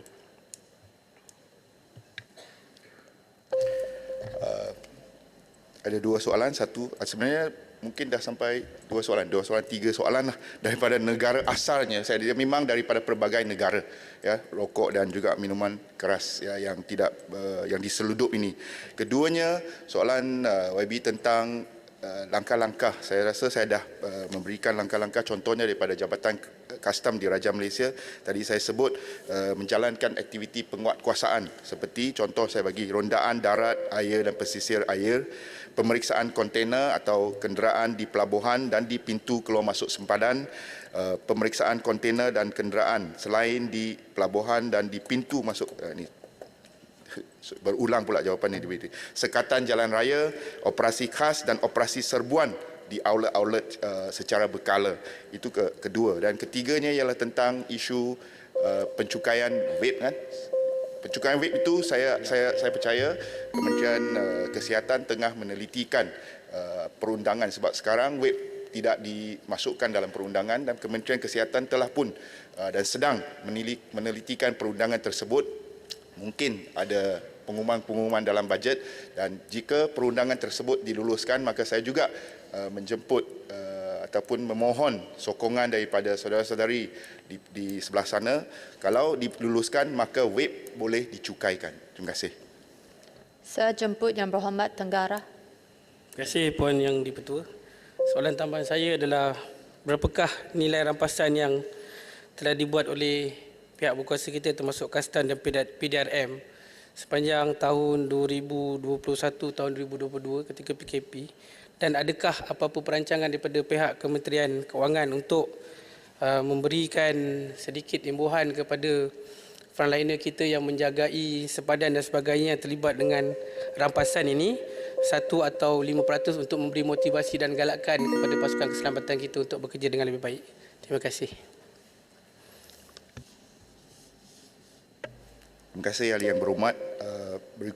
Berikutan soalan tersebut, nilai rampasan pada tahun 2021 dan 2022, saya akan bagi secara bertulis, tapi secara ringkasnya ialah untuk rokok, jumlah kes pada 2021 ialah 2,354 kes bersamaan dengan nilai RM30,913,654. Bagi tahun 2022 pula, jumlah kes ialah 3,793 bersamaan dengan nilai RM29,881,157. Manakala bagi minuman keras pula pada tahun 2021 ada 805 kes bersamaan dengan nilai RM21,772,757 dan pada tahun 2022 pula ada 428 kes bersamaan dengan RM22,199,239. Jadi saya akan berikan maklumat ini dengan lebih terperinci dalam jawapan bertulis supaya YB boleh menelitikan jawapan tersebut. Insentif itu kita memang ada bagi insentif terutamanya kepada pemberi maklumat, dan saya akan ataupun whistleblower dengan izin. Saya akan mengambil soalan YB tadi sebagai antara cadangan untuk dipertimbangkan di masa hadapan kelak. Terima kasih. Soalan seterusnya saya jemput Tuan Haji Ahmad Johnny bin Jawawi Igan. Terima kasih Yang di-Pertua. Soalan Igan nombor 9. Terima kasih Puan Yang di-Pertua. Terima kasih Yang Berhormat Igan. Kementerian Pendidikan Malaysia komited dalam menyediakan infrastruktur pendidikan yang selamat dan kondusif untuk kegunaan murid dan warga sekolah di seluruh negara termasuk negeri Sarawak. Untuk makluman ahli yang berhormat, bagi tempoh tahun 2016 sehingga 2022, sebanyak 361 projek menaik taraf dan membangunkan semula bangunan daif di sekolah seluruh Sarawak telah diluluskan dengan kos projek sebanyak RM2.157 bilion. Sehingga 31 Januari 2023, sebanyak 216 projek telah siap sepenuhnya. 57 projek berada di peringkat pembinaan dan 88 projek di peringkat perabina. Merujuk kepada pertanyaan ahli yang berhormat berhubung pembinaan 3 projek pembangunan semula bangunan daif di sekolah di kawasan Igan yang melibatkan Sekolah Kebangsaan Kampung Tebaang, Daro, Sekolah Kebangsaan Kampung Pergau, Muka dan Sekolah Kebangsaan Bawang Tian, Muka. Ketiga-tiga projek telah dilaksanakan pelawaan tender. Namun begitu, berdasarkan kepada tawaran yang diterima, kesemua penanda mengemukakan tawaran harga melebihi kos yang diluluskan. Sehubungan itu, Lembaga Perolehan Persekutuan Sarawak yang diberi kuasa telah memutuskan agar projek ini ditender semula. Sekian, terima kasih. Saya jemput Yang Hormat Igan. Terima kasih Tuan Yang Di-Pertua. Terima kasih Yang Berhormat Timbalan Menteri atas jawapan yang diberikan, khususnya mengenai 3 buah sekolah yang saya bangkitkan. Apa yang saya harapkan agar ketiga-tiga buah sekolah ini, walaupun masalah tendernya pada masa akan datang akan dapat diteruskan. Yang Berhormat Timbalan Menteri, di Sarawak banyak sekolah-sekolah daif. Ini sering dibangkitkan oleh ahli parlimen di dalam Dewan Yang Mulia ini. Diharap pihak kementerian tidak jemu mendengar rintihan-rintihan ini dan kami ahli-ahli parlimen daripada Sarawak tidak akan jemu dan berhenti membangkitkan soal sekolah daif ini. Kerana kalau ada pertandingan sekolah daif di negara kita ini, saya pasti Sarawak adalah juaranya. Yang Berhormat Timbalan Menteri, soalan tambahan saya ialah nyatakan bilangan sekolah-sekolah yang masih mempunyai bangunan-bangunan daif di Sarawak termasuk kawasan Parlimen Igan. Terima kasih. Terima kasih Yang Berhormat Igan. Di Parlimen Igan dulu terdapat 6 buah sekolah yang direkodkan mempunyai bangunan daif. Berdasarkan sistem maklumat infrastruktur pendidikan, sehingga 31 Januari 2023 terdapat 2 buah sekolah yang mempunyai blok bangunan pada skala 7 dan 4 buah sekolah yang mempunyai blok bangunan pada skala 6. 2 buah sekolah skala 7 ialah Sekolah Kebangsaan Campuran. Sekarang permohonan telah dikemukakan di bawah RP3 tahun 2023. Yang kedua dalam skala 7 juga adalah Sekolah Menengah Kebangsaan Toh Puan Datuk Patingan Hajah Norma. Permohonan juga akan dikemukakan di bawah RP4 tahun 2024. 4 buah sekolah dalam skala 6 adalah Sekolah Kebangsaan Sungai Lengan, Sekolah Kebangsaan Bukit Papit, Sekolah Menengah Kebangsaan Matu dan Sekolah Kebangsaan Singat. Bagi bilangan sekolah yang bagi Sarawak, saya akan berikan jawapan bertulis dengan bilangan dia. Terima kasih. Kuala Kerau. Isu Sarawak. Kuala Kerau. Saya tanya Sayan. Isu Sarawak. Saya Isu jemput Yang Berhormat Temeloh, tapi ini isu Sarawak. Okey, terima kasih Yang Di-Pertua. Soalan saya berkaitan dengan Sarawak. Ya. Berapakah jumlah kuartus guru yang disediakan untuk negeri Sarawak kepada guru-guru sekalian? Terima kasih. Boleh tambah soalan tambahan. Terima kasih Yang Berhormat. Setakat ini, sebab ini berlainan dengan sekolah daif, saya akan sediakan jawapan bertulis kepada Yang Berhormat. Ya, kita tanya soalan daif. Boleh saya tanya Tuan isu Yang Sarawak? Di-Pertua. Batang Lupa. Padang Kuching. Batang Lupa, Tuan Yang Di-Pertua. Ada masalah Soalan di mana? seterusnya, Tuan Haji Bakri bin Jamaluddin, Soalan dah. Tangga Batu. Terima kasih Yang Di-Pertua. Dari Kajang ke Sungai Buloh, soalan saya nombor 10. Hari ini, Tuan Yang Di-Pertua, hari ini Parlimen tenang, maka soalan 10, 11, 12 pun boleh sampai hari ini. Kalau tenang hari-hari gini kan bagus.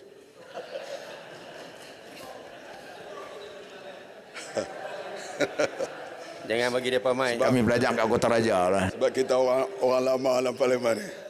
Kota Raja minta Sepanjang tempoh tenang ni 10 tahun, iaitu dari bulan Januari 2011 hingga bulan Disember 2020, hasil perikanan utama negara dari subsektor perikanan tangkapan adalah sebanyak 78.62% daripada jumlah pengeluaran perikanan negara, iaitu 14,603,591 tan metrik. Nilai pengeluaran perikanan adalah jumlah 95 bilion. Langkah-langkah yang dilaksanakan bagi meningkatkan sumber bekalan perikanan adalah seperti berikut. Pengezonan semula kawasan penangkapan ikan yang melibatkan 4 buah negeri iaitu Pulau Pinang, Kedah, Perak dan Selangor. Meningkatkan kawasan-kawasan pelindungan sumber perikanan. Meningkatkan bilangan tukun tiruan di kawasan-kawasan zon larangan Pukat Tunda. Melaksanakan dasar plan penghapusan Pukat Tunda Zon B. Menggalakkan penerokaan di laut dalam. Pengurusan perikanan melalui pendekatan ekosistem approach to fisheries management. Binaan Akta Perikanan 1985 dan peraturan-peraturan perikanan agar negara mempunyai punca kuasa untuk mengambil tindakan sewajarnya bagi melindungi dan menjamin bekalan sumber perikanan. Program modernisasi vessel dan mekanisasi tangkapan.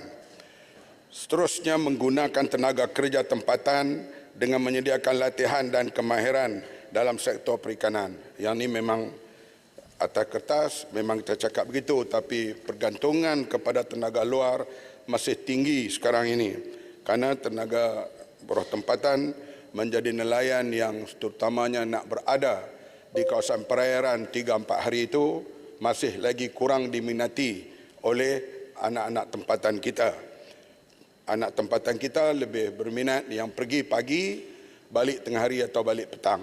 Untuk ke laut dalam, misalnya nelayan yang perlu latihan, pergi sampai 3 hari, seminggu dan sebagainya, masih kurang diminati oleh anak-anak tempatan kita. Kerjasama antara Jabatan Perikanan Malaysia dengan institusi penyelidikan amatlah penting dan kerjasama dengan badan-badan penguatkuasa seperti penguatkuasa APMM dan Polis Marine. Walaupun kadang-kadang tindakan mereka ini tidaklah digemari oleh nelayan, tetapi penguatkuasaan itu perlu untuk menjaga hasil laut kita sekarang dan pada masa yang akan datang. Terima kasih. Soalan tambahan, Tangga Batu. Yang Berhormat Menteri, kalau kita lihat daripada data yang dibacakan tadi bahawa purata tangkapan ikan dalam 10 tahun sekitar 1.4 juta tan setahun. Sedangkan kalau kita melihat objektif daripada Jabatan Perikanan, mereka mensasarkan bahawa tangkapan ikan sebanyak 2.55 juta setahun dan kadar sara diri adalah 97.8%. Tapi kalau kita lihat sebenarnya jumlah tangkapan ikan ini jauh di bawah. Dan yang kedua, kalau kita melihat bahawa kita masih lagi mempekerjakan sekitar 1048 kru asing yang terutamanya yang bekerja di dalam zon C ini laut dalam. Tidakkah ini sebenarnya akan memberikan suatu kita panggil ancaman kepada negara bila mereka, kebanyakan mereka orang Vietnam dan mereka selesai habis pulang ke Vietnam dan mereka tahu kawasan-kawasan perikanan yang cerdik yang berada dalam negara kita. Apakah tindakan kerajaan untuk mengatasi masalah ini? Banyak soalan. Untuk memperbanyakkan ikan di lautan, kepatuhan mesti ada dalam hal terutama sekali kawasan-kawasan larangan yang diwartakan. Untuk memperbanyakkan hasil tangkapan pada masa akan datang, kebetulan yang bertanya daripada Tangga Batu, usaha kerajaan Persekutuan dan Negeri telah pun dipersetujui untuk dijadikan Pulau Dodol, Pulau Nangka dan Pulau Undan di Melaka itu sebagai kawasan larangan dan penetasan pada masa yang akan datang. Kerajaan negeri telah pun bersetuju dan kerajaan pusat juga telah bersetuju. InsyaAllah kawasan ini pada masa akan datang akan dijadikan kawasan seperti Pulau Payak di Kedah, di mana kawasan ini akan jadi kawasan larangan dan di situ penetasan ataupun pembiakan ikan akan berlaku secara besar-besaran supaya kita harap di pantai di Melaka itu orang kaut udang geragau, dia tidak pupus pada masa yang akan datang untuk buat belacan dan cencaluk itu di pantai di sebelah Yang Berhormat berada di situ. Itu usaha-usaha untuk membiakkan ikan ini kita lihat secara serius. Itu 3 pulau ini dijadikan kawasan larangan, kawasan untuk penetasan ikan pada masa yang akan datang. Parit Bunta. Parit Bunta. Saya jemput Kuala Selangor. Parit Bunta.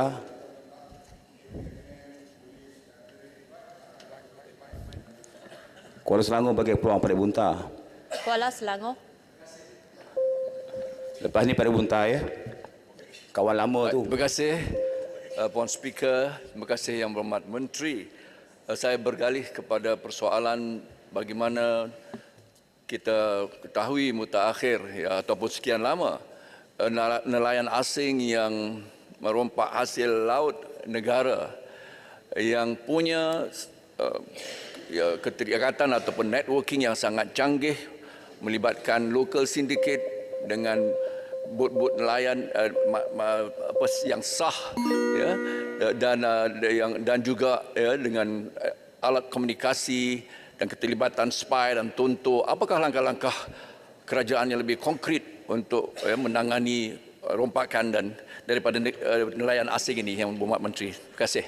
Menjaga keselamatan pencerobohan dan sebagainya di bawah kementerian lain, Kementerian Dalam Negeri ya, dan Kementerian Kerajaan, langkah-langkah tetapi kita whole of government. Ya, the whole of government kita sentiasa bekerjasama dan kita tahu bahawa negara kita sendiri kita mesti menggalakkan lagi ramai yang terlibat dalam penangkapan ikan di laut dalam. Kebanyakan nelayan kita dalam bentuk masih lagi dalam tradisi. Masih lagi tidak keluar daripada nak saya sebut tadi. Nelayan duduk dalam untuk pergi 2 hari, 3 hari, seminggu. Dan perkara ini dibuat oleh Vietnam dan Thailand. Bukan setakat ke kawasan zone of economy yang ada di Terengganu, Kelantan dan Johor sampai kepada hampir ke perairan Kuching mereka datang. Sebab itu kita haraplah semua bekerjasama termasuklah di pihak keselamatan, show of presence di laut itu mesti ada. Terutama sekali daripada pihak-pihak yang lain supaya soal keselamatan, show of presence tentera laut kita, APMN dan sebagainya akan bekerjasama dengan kementerian ini supaya laut kita tidak diceroboh, kerana kita tahu dalam topo dunia ini kawasan kita ini di antara kawasan ikan antara yang tinggi dalam dunia di kawasan perairan di sebelah kita ini. Sebab itu di sini memang menjadi tumpuan pengusaha laut dalam untuk datang ke kawasan economic zone kita. Soalan kedua tambah lagi. Soalan seterusnya saya jemput Saya merayu ya, Tuan Fong Kuai Lon, Bukit Kota Raja Timah. rindu nak jawab soalan Terima saya. kasih. Puan Yang Di-Pertua, soalan 11. Terima kasih Puan Yang Di-Pertua. Bismillahirrahmanirrahim. Assalamualaikum warahmatullahi taala wabarakatuh. Puan Yang Di-Pertua, Kementerian Pembangunan Wanita, Keluarga dan Masyarakat ataupun KPWKM melalui Jabatan Kebajikan Masyarakat Malaysia iaitu JKM yang diberi tanggungjawab untuk menguatkuasakan Akta Pusat Jagaan 1993 iaitu Akta 506 amat memandang serius terhadap isu-isu melibatkan kes berkaitan kecuaian, pengabaian dan penderaan kanak-kanak yang berlaku di pusat jagaan. Di bawah Akta 506 ini terdapat 5 kategori pusat jagaan atau dengan izin institutional care iaitu pertama pusat jagaan kanak-kanak di bawah umur 18 tahun, kedua pusat jagaan warga emas 60 tahun ke atas, ketiga pusat jagaan OKU, keempat pusat jagaan wanita iaitu kes wanita hamil luar nikah, domestic violence dengan izin dan kelima pusat jagaan pelbagai iaitu campur. Seterusnya, untuk pusat jagaan kanak-kanak, ia merupakan premis yang menyediakan penjagaan dan perlindungan kepada kanak-kanak di bawah umur 18 tahun dan didaftarkan di bawah Akta Pusat Jagaan Kanak-kanak 1993. Kanak-kanak di pusat jagaan ini tinggal di pusat jagaan tersebut. Berbeza dengan Taman Asuhan Kanak-kanak atau lebih dikenali sebagai TASKA atau dengan izin nursery. Ia didaftarkan di bawah akta yang lain iaitu Akta Taman Asuhan Kanak-kanak 1984.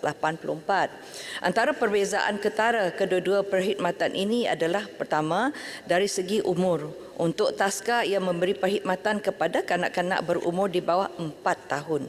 Manakala untuk pusat jagaan, ia adalah untuk kanak-kanak berumur di bawah 18 tahun. Selain itu, kanak-kanak di pusat jagaan akan tinggal atau menginap di premis tersebut. Sementara itu, untuk TASKA, ibu bapa menghantar anak-anak mereka untuk jagaan harian ataupun daycare semasa mereka keluar bekerja. Untuk makluman berdasarkan rekod JKM, tahun 2020 hingga 2022, sebanyak 3 kes penderaan di pusat jagaan kanak-kanak dilaporkan berbanding dengan 1,248 buah pusat jagaan kanak-kanak yang telah berdaftar di bawah Akta 506 dan mematuhi peraturan yang telah ditetapkan. Walau bagaimanapun, KPWKM tetap memandang serius sebarang kes penderaan di pusat jagaan kanak-kanak. Antara usaha dan tindakan yang dilaksanakan oleh JKM bagi memastikan pusat jagaan yang didaftar sentiasa mematuhi akta dan peraturan-peraturan yang ditetapkan, termasuklah dari segi pemantauan, pemeriksaan berkala dan mengejut. Kedua, memperkasakan tindakan penguatkuasaan ke atas pusat jagaan yang melanggar akta. Dan ketiga, sentiasa mengadakan program kesedaran masyarakat agar menjadi mata dan telinga jabatan bagi melaporkan kejadian-kejadian yang disyaki melanggar akta. Sementara itu, tindakan penguatkuasaan berdasarkan Akta 506 juga boleh diambil terhadap pusat jagaan yang tidak berdaftar. Sekian, terima kasih. Yang Berhormat Bukit Bintang. Terima kasih apa yang betul soalan tambahan. Saya ingin bertanya Yang Berhormat Menteri. Penderaan kanak-kanak banyak berlaku dalam pusat-pusat jagaan bersendirian atau swasta yang kurang pemeriksaan jambatan. Terlepas pandang tidak berdaftar, saya ingin bertanya, berapakah kes yang diambil tindakan undang-undang dan yang dilepaskan begitu saja? Dan apakah jabatan mampu mengawasi supaya kes-kes penderaan kanak-kanak ini yang mengakibatkan kecederaan dan kematian kanak-kanak dapat disekat dan tidak berulang lagi. Terima kasih. Terima kasih Yang Berhormat. Tadi saya dah sebutkan mengenai kes yang ada setakat 31 Disember untuk tahun ini. Kita ada 3 kes. Sebab saya nak pastikan supaya Yang Berhormat faham bahawa yang berdaftar di bawah kita adalah kes yang di bawah ada juga di bawah swasta ya, tapi semuanya berdaftar. Maka kes yang telah kita ambil banyak ada statistik, saya akan bagi statistiknya di mana dia banyak di sini, nanti I will give you the statistik. Namun begitu Yang Berhormat, untuk kita mengekang kes-kes penderaan terhadap kanak-kanak di pusat jagaan kanak-kanak, JKM turut melaksanakan 3 tindakan penguatkuasaan yang diambil, iaitu di atas pusat jagaan di bawah Akta Taman Asuhan Kanak-kanak, iaitu LAK. Kita seal di pusat jagaan tersebut, dan ada juga kompaun dikeluarkan dan didakwa juga, dan di samping itu satu garis panduan siasatan Taman Asuhan Kanak-kanak dan pusat jagaan telah dibangunkan dan mengedarkannya kepada semua pegawai kebajikan. Actually we have new proses, kita edarkan dasar garis panduan yang baru untuk menguatkan lagi dia punya penguatkuasaan.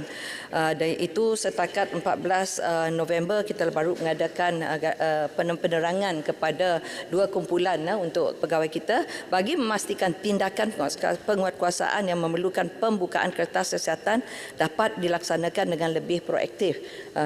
Biasanya kalau ada yang dilaporkan kepada kita, kita akan bawa kita laporkan kepada pihak polis. Ya. Terima kasih. Yang Berhormat Rantau Panjang. Ya, terima kasih Yang Berhormat. Tahniah kepada Kementerian Pembangunan Wanita, Keluarga dan Masyarakat di atas inisiatif yang telah diambil untuk memastikan pusat penjagaan kanak-kanak kita dapat terjamin di sudut keselamatan. Soalan saya ialah, apakah usaha untuk memastikan supaya tidak ada pusat jagaan yang tidak berdaftar, dan apakah usaha yang dibuat untuk memastikan supaya orang yang layak sesuai itu, yang layak dan sesuai, yang kita nak letak anak-anak yang daripada pusat jagaan kita ini kepada mereka yang betul-betul layak, dan adakah kerajaan bercadang untuk meningkatkan lagi modul kerohanian di pusat-pusat jagaan kita? Terima kasih. Terima kasih Ketua, terima kasih Yang Berhormat. Sebenarnya mungkin masa Yang Berhormat berada di situ juga Yang Berhormat tahu bahawa kita telah membuat pindaan kepada undang-undang pada tahun 2016 dengan tujuan untuk memperkenalkan cara baru, peraturan baru, dan pada masa ini ianya masih dalam projek perintis. Projek perintis ada dua perkara yang penting di situ, di mana kita meminda akta-akta kanak 2011 ini untuk menambah baik konsep penjagaan terhadap kanak-kanak. Jadi jika sebelum ini dalam peruntukan asal akta tersebut memperuntukkan kanak-kanak yang memerlukan pemeliharaan dan perlindungan ditempatkan atau dihantar ke institusi kebajikan kendalian JKM. Dengan pindaan pada tahun 2016 tersebut, kanak-kanak ini sekarang akan ditempatkan di luar institusi mengambil kira konsep pemeliharaan berasaskan kekeluargaan, di mana mereka akan ditempatkan bersama dengan orang yang layak dan sesuai seperti yang disebutkan tadi, serta dijaga di rumah orang tersebut dan dalam suasana keluarga. Ini berbeza dengan penempatan di institusi yang mana kanak-kanak ini dikumpulkan, dijaga, diuruskan dan dibesarkan oleh kaki tangan JKM di situ. Yang kedua ialah itu diversion dengan izin.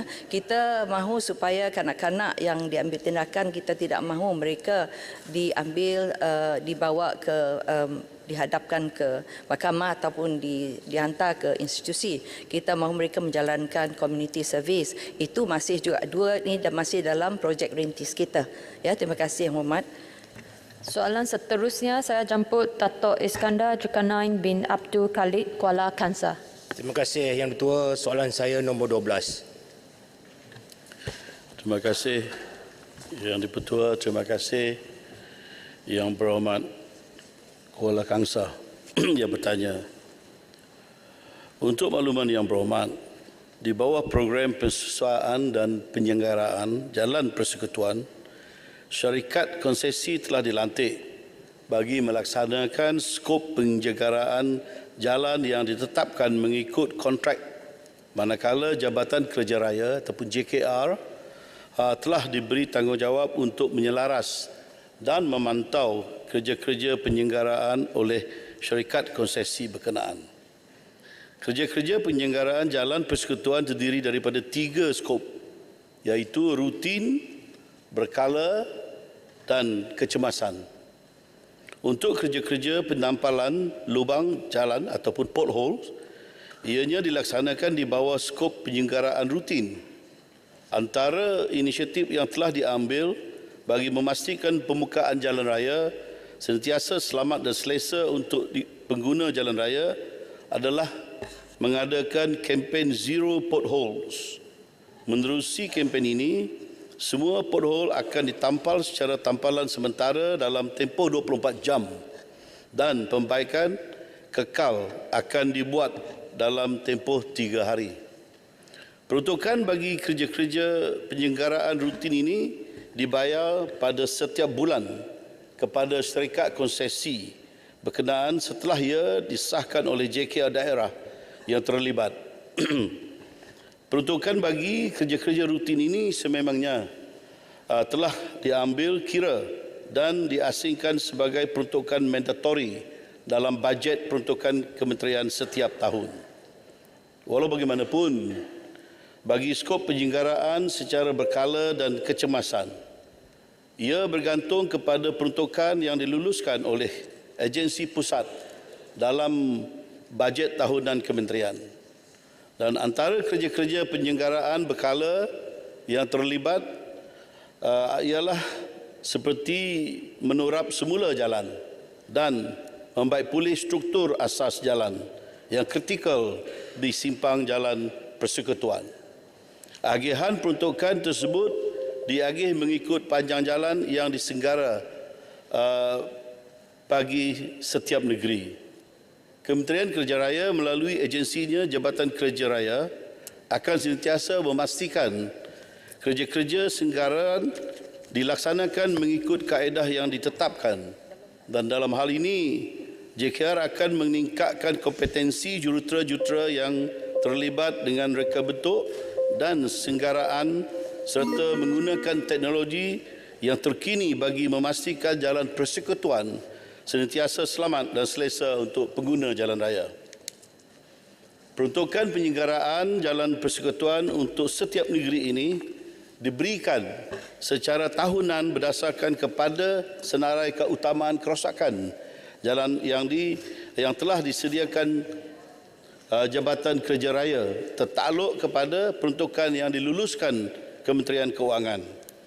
Oleh itu, kelulusan peruntukan tahunan ini adalah berbeza tanpa mengira negeri yang ditadbir oleh kerajaan maupun bukan atau pembangkang. Sekian, terima kasih. Silakan. Soalan tambahan, adakah YB Menteri setuju bahawa jalan-jalan persekutuan khususnya di Kuala Kangsar perlu dinaik taraf sewajarnya agar tidak ketinggalan dalam pembangunan di kawasan lain? Saya mohon YB Menteri nyatakan secara bertulis jumlah peruntukan yang telah diberikan khususnya melibatkan kawasan saya dalam tempoh 5 tahun ke belakang. Terima kasih. Ya, baik. Terima kasih Yang Berhormat. Memang kesemua negeri di mana daerah termasuk Kuala Kangsar memang dalam pemantauan Kerja Raya ataupun Jabatan Kerja Raya. Jadi tidak ada masalah di mana-mana tempat yang indah ataupun tidak diambil kira, ya, Yang Berhormat. Saya beri jaminan kepada Yang Berhormat. Jadi saya juga selaku Menteri di Kerja Raya ini mohon kerjasama daripada Yang Berhormat kalau ada mana-mana yang spesifik, ya, bolehlah majukan surat gambar kepada pihak kami supaya kami lebih mengetahui di mana yang sebenarnya ada masalah, dan seperti mana yang dimohon tadi kami akan majukan maklumat-maklumat secara bertulis kepada Yang Berhormat. Jadi sekian, terima kasih. Baik. Soalan tambahan. Yang Berhormat, sekarang tamatlah sesi untuk waktu pertanyaan-pertanyaan bagi jawab lisan pada hari ini. Terima kasih Datuk Yang Dipertua. Mengikut Peraturan Mesyuarat 12.1, saya mohon mencadangkan bahawa mesyuarat pada hari ini tidak akan ditangguhkan pada jam 1:30 hari dan akan bersidang secara terus sehingga selesai galiran Kementerian Perdagangan Dalam Negeri dan Kos Sara Hidup seperti yang ditetera di nombor 15 dalam susunan galiran yang berhormat Menteri-Menteri menjawab ke atas perbahasan usul menjunjung kasih ke atas titah diraja yang telah diedarkan, dan selepas itu Majlis Mesyuarat akan ditangguhkan sehingga jam 10 pagi hari Khamis 23 Februari 2023. Terima kasih. Ada yang menyokong? Tuan Yang Dipertua, saya mohon menyokong. Yang Berhormat, sekarang saya kemukakan masalah kepada majlis untuk diputuskan. Masalahnya ialah usul seperti yang bukan tadi hendaklah disetujukan. Ahli yang bersetuju kata bersetuju, yang tidak kata tidak, lebih suara bersetuju. Usul disetujukan. Aturan urusan mesyuarat dan usul-usul menyambung semula perbahasan ke atas usul menjunjung kasih atas titah diraja ke bawah Duli Yang Maha Mulia Seri Paduka Baginda Yang di-Pertuan Agong. Datuk Speaker, Peraturan Mesyuarat 36/12, semalam saya telah mengutuskan surat kepada Datuk Speaker, dan pada hari ini Datuk Speaker kata akan mengemukakan satu petua berkenaan cadangan saya untuk merujuk ahli Parlimen Kapar ke Jawatan Kuasa Hak dan Kebebasan. Saya cuba nak tambah sedikit. Banyak isu, banyak kekeliruan dalam isu ini. Sebenarnya isu pokok adalah kenyataan beliau yang menyatakan bahawa mungkin menu ramah atau mana-mana makanan boleh mengakibatkan autisme. kenyataan tersebut adalah tidak benar, tidak saintifik dan tidak bertanggungjawab. Jadi saya harap apakah progres tentang jasa baik dan juga betul dari Datuk Speaker. Terima kasih. Terima kasih Perdana Kuching. Tindakan sedang diambil. Speaker, masih lagi sebut menu Rahmah. Sedangkan menu tu tak ada dalam handset tu. Perdana Kuching dan Kapar, dengar betul-betul. Perdana Kuching telah menulis kepada saya. Saya telah pun mengambil tindakan menulis kepada Kapar. Bagi masa. Baik saya dapat jawapan, saya akan buat keputusan. Okey? Boleh kita settle kat situ? Be read out. Reduce down pressure tu. Kucing lah, kena sabar sikit kucing. Datuk Speaker. Baik. Datuk Speaker, standing order. Bayan baru. Ya saya. Terima kasih. Standing order berapa tu, Abi? Standing order nombor 1E. 1E. Ya. Usul memerintah Ketua Polis Negara memberi kemudahan lalu lalang kepada ahli-ahli Dewan. Saya. Ya. Bacakan. Ya, teruskan. Terima kasih Datuk Speaker. Kita ahli-ahli Parlimen mempunyai satu usul yang dibawa oleh Menteri Dalam Negeri untuk memberi lalu lalang secara smooth untuk ahli-ahli Dewan. Walau bagaimanapun untuk pegawai-pegawai di luar sana. Pagi tadi, tiap-tiap harilah sebenarnya, terutamanya hari ini dan hari esok dan hari Jumaat, di mana ramai pegawai-pegawai kerajaan, mereka akan masuk Dewan untuk membantu Menteri jawab soalan. Saya nampak long queue sangat panjang. Ya, ada yang pegawai yang saya tahu memberi maklumat kepada saya, mereka terpaksa queue 40 minit. 30 minutes normal, ya, setengah jam itu normal nak masuk Dewan. Jadi tapi saya nampak bahawa proses ini di mana pegawai terpaksa queue panjang-panjang, ini man hours lost, Datuk Speaker. Setiap pegawai itu dan mereka berpangkat KP, pangkat TKSU, KSU, tetapi terpaksa bazir masa dalam jam. Saya mohon Datuk Speaker mengarahkan pentadbir atau pengawal Parlimen untuk memudahkan proses. Pakailah digital, pakailah recognition atau isi borang secara online semalam sebelum masuk. Supaya proses ini smooth, ya. Pakailah teknologi, ya. Terima kasih Datuk Speaker. Ya, terima kasih. Isu yang YB bangkit itu akan saya lihat. Namun begitu, nasihat saya. 1E ini kita berikan kepada ahli Parlimen. Namun pun begitu, pegawai-pegawai kerajaan datanglah awal. Tahu yang dia bertugas. Wabi Bayan Baru mungkin datang pukul 9.25. Minta pegawai datang 8 suku. Kalau 8 suku tak jam. Jadi kalau itu dapat diselesaikan, pegawai-pegawai khususnya datang awal. Dan problem yang keduanya ialah kadang-kadang satu kereta tu ada 4 orang. Jadi security dia minta clearance orang. Jadi terpaksa cek. Sebab ini juga keselamatan kita. Bayangkanlah kalau dijauhi Tuhan lah. Ada orang yang nakal, satu dewan ni hilang kita semua. Hilang kita semua.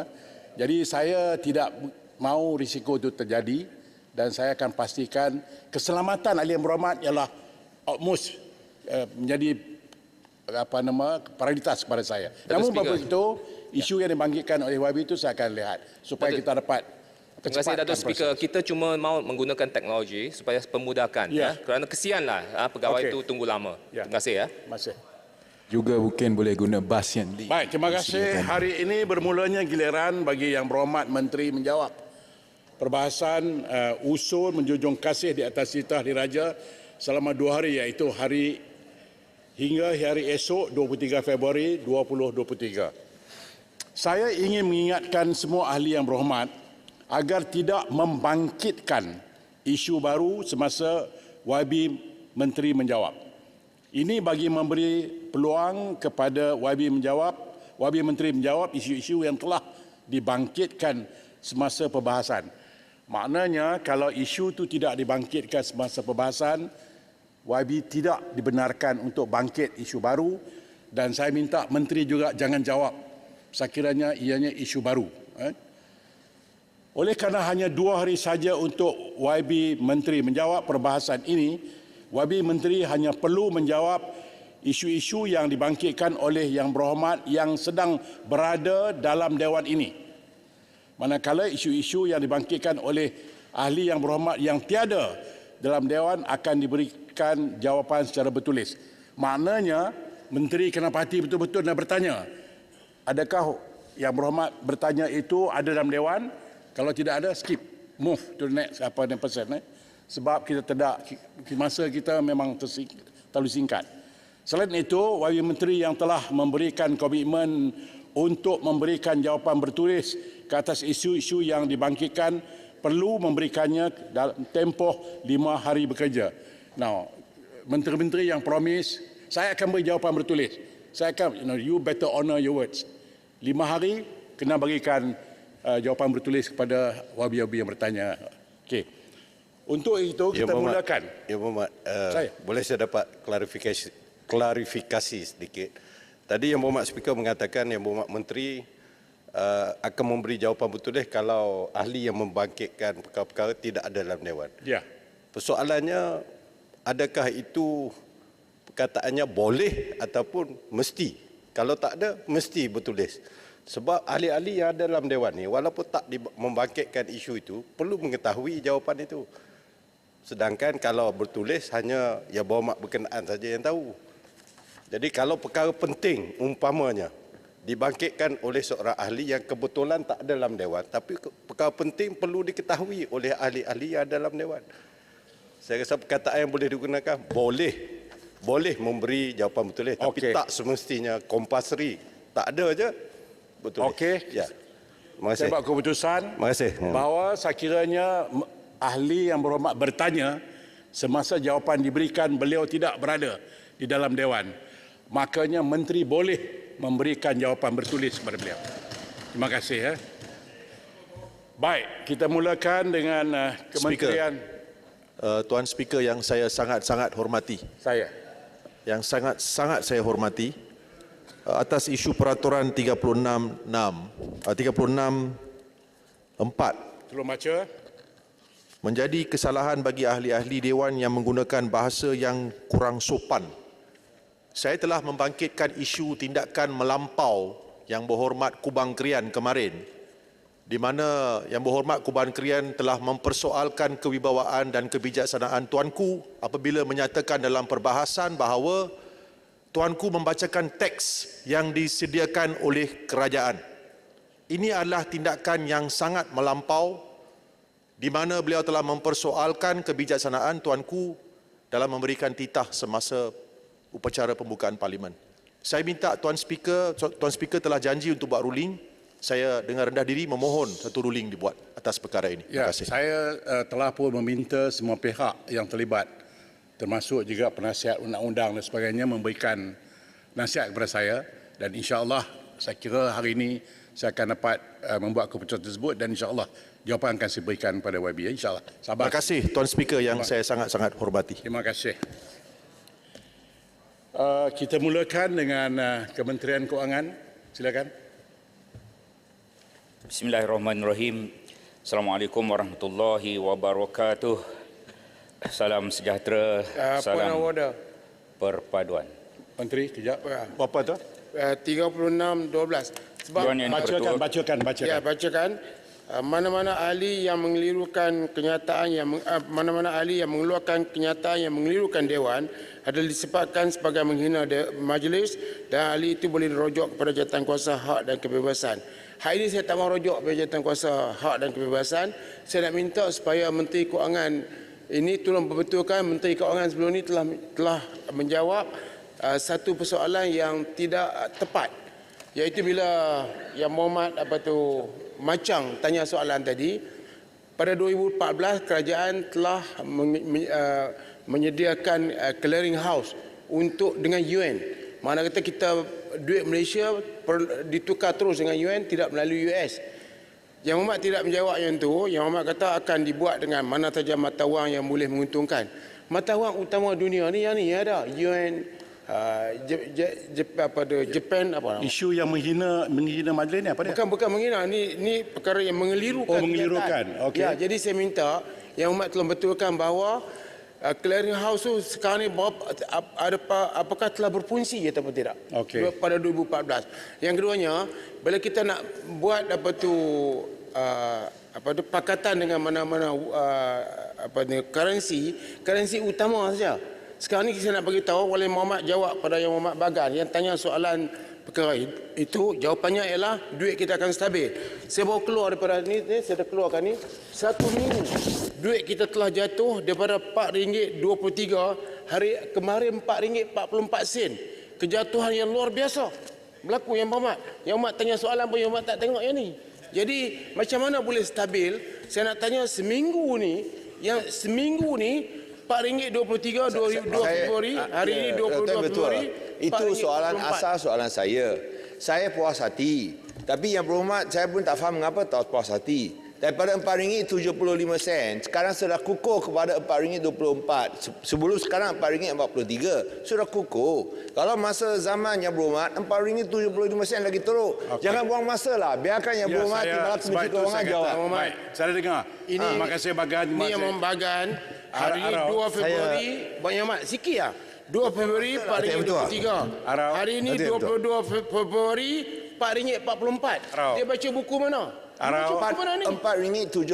Saya nak tengok masa kerajaan dulu. Ini buku salah. Akauntan tak tahu dia. Oh ya, ini Yang Ketua. Dia buat pula serangan peribadi. Itu kenyataan zaman tu tak betul. Saya nak bagi. Standard Kerajaan Perikatan Nasional. Baik, semua duduk. Tak tahu ekonomi, pura-pura nak tahu. Saya rasa serah balik kepada Timbalan Menteri Kewangan. Ekonomis. Not lah. You are celup punya ekonomis lah. Arau duduk. Baik. Dia kena tarik balik. Datuk dia celuk. Arau duduk. Okey, Datuk Yang Ketua. Saya yang tidak betul tu kenyataan daripada Bagan tu, sebab Januari 2021 kadar dia 4.0203 dolar Amerika. Pada 9 Julai 2021 RM4.20. Kita boleh discuss ni sampai pukul 12 malam. Dia tak menyeluruh, dia tidak membantu rakyat langsung. Saya nak bincang masalah yang membantu rakyat. Ini 4.7, 4.2 ni cerita figure. Tak, sebab dia banding zaman PN. Pendang duduk. You are wasting our time. Ya, Tuan. Menteri, jawab.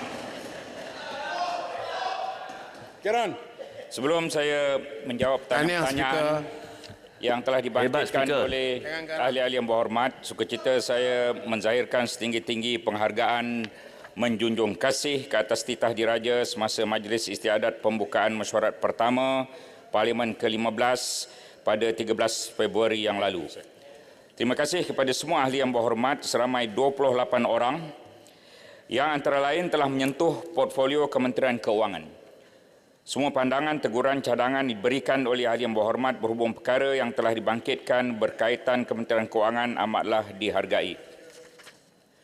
Pertama, mengenai ekonomi negara secara keseluruhan, telah dibangkitkan oleh YB Titiwangsa, YB Air Hitam dan YB Paguh. Walaupun berdepan dengan cabaran pertumbuhan ekonomi global yang menyederhana, ekonomi Malaysia terus berkembang sebanyak 8.7% pada 2022 dengan nilai KDNK benar melebihi paras pra-pandemik. Antara indikator terkini yang menunjukkan prestasi ekonomi yang kukuh adalah: pertama, permintaan domestik terus dipacu oleh penggunaan swasta yang disokong oleh prospek pasaran buruh yang lebih baik dan keyakinan perniagaan yang kekal positif. Pasaran buruh mengekalkan tahap guna tenaga penuh dengan kadar pengangguran berkurang kepada 3.6% pada suku keempat 2022 berbanding 3.7% pada suku ketiga 2022. Indeks sentimen pengguna oleh MIER, Malaysian Institute of Economic Research, telah meningkat kepada 105.3 mata pada suku keempat 2022 berbanding 98.4 mata pada suku ketiga 2022 selari dengan penggunaan swasta yang kukuh. Kedua, pasaran saham FBM KLCI meningkat dengan ketara sebanyak 7.2% dalam suku keempat 2022 disokong oleh kestabilan politik domestik pasca pilihan raya umum ke-15 dan pertumbuhan KDNK suku ketiga 2022 yang memberangsangkan. FBM KLCI juga mencatat 1,501.9 0.88 mata atau peningkatan sebanyak 4% semasa pelantikan Perdana Menteri pada 24 November 2022. Pagi ini Bursa Malaysia dibuka dengan indeks FBM KLCI 1468.62. Ketiga, perdagangan luar terus mencatat pertumbuhan 2 digit di samping prestasi pelaburan langsung asing yang memberangsangkan. Jumlah dagangan berkembang sebanyak 14.7% kepada 718.1 bilion ringgit dengan ekspor dan import kasa masing-masing meningkat sebanyak 11.8% dan 18.5%. Malaysia merekodkan FDI bersih sebanyak 19.3 bilion ringgit pada suku keempat berbanding 12.3 bilion ringgit pada suku ketiga 2022.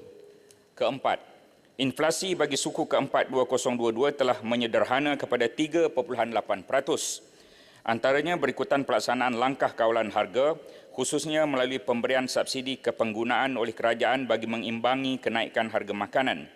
Tanpa langkah yang dinyatakan ini, inflasi negara mungkin mencatat kadar yang lebih tinggi. Sebagai contoh, kajian oleh Jabatan Perangkaan Malaysia DOSM pada 2022 mendapati kadar inflasi di Malaysia boleh melebihi 10% sekiranya kerajaan menghapuskan semua subsidi yang dinikmati rakyat ketika ini. Berdasarkan data terkini inflasi iaitu Disember 2022, kadar inflasi Malaysia mencatat 3.8% iaitu lebih rendah berbanding beberapa negara maju dan serantau seperti United Kingdom 10.5%, Filipina 8.1%, Amerika Syarikat 6.5%, Singapura 6.5%, Thailand 5.9%, Indonesia 5.5%, Vietnam 4.6%, Jepun 4.0%. Keseluruhannya kadar inflasi negara pada 2022 merekod 3.3% dan dijangka akan terus terkawal pada 2023. Pertumbuhan global diunjur semakin menyederhana sebanyak 2.9% seperti yang diterbitkan dalam laporan World Economic Outlook edisi Januari 2023 oleh IMF. Unjuran ini mengambil kira kesan daripada tekanan berterusan seperti inflasi, keadaan keuangan global yang semakin ketat dan pertumbuhan ekonomi negara-negara maju yang turut perlahan. Sebagai sebuah ekonomi terbuka, negara kita turut terkesan di mana pertumbuhan ekonomi Malaysia dijangka turut menyederhana selari dengan unjuran oleh IMF iaitu 4.4% dan Bank Dunia iaitu 4%. Pertumbuhan ini juga dipengaruhi oleh kesan asas yang tinggi pada tahun 2022. Berdasarkan statistik ini, adalah dijangkakan bahawa Malaysia tidak akan mengalami kegawatan ekonomi pada 2023. Hal ini berdasarkan takrifan kegawatan kemelesetan ekonomi secara teknikal adalah apabila sesebuah negara mengalami penguncupan ekonomi suku tahunan sebanyak 2 kali berturut-turut. Momentum pertumbuhan ekonomi Malaysia masih kekal positif, terutamanya disokong oleh permintaan domestik yang stabil, khususnya perbelanjaan swasta berikutan jangkaan penambahbaikan pasaran buruh yang berterusan serta peningkatan aktiviti ekonomi dan sosial terutamanya aktiviti berkaitan pelancongan. Fitch Ratings turut mengekalkan penarafan kredit negara BBB+ dengan tinjauan stabil pada tahun 2023. Ini mencerminkan keyakinan terhadap pentadbiran kerajaan dan kekuatan pemulihan ekonomi Malaysia serta daya tahan negara di tengah-tengah lanskap global yang tidak menentu dan sangat mencabar. Kerajaan akan terus mengambil langkah proaktif bagi meningkatkan daya tahan ekonomi dengan mempelbagaikan sumber pertumbuhan serta memastikan persekitaran yang kondusif bagi menarik minat pelabur asing dan domestik utamanya dalam bidang bernilai tambah tinggi yang dapat mewujudkan peluang pekerjaan juga berpendapatan tinggi.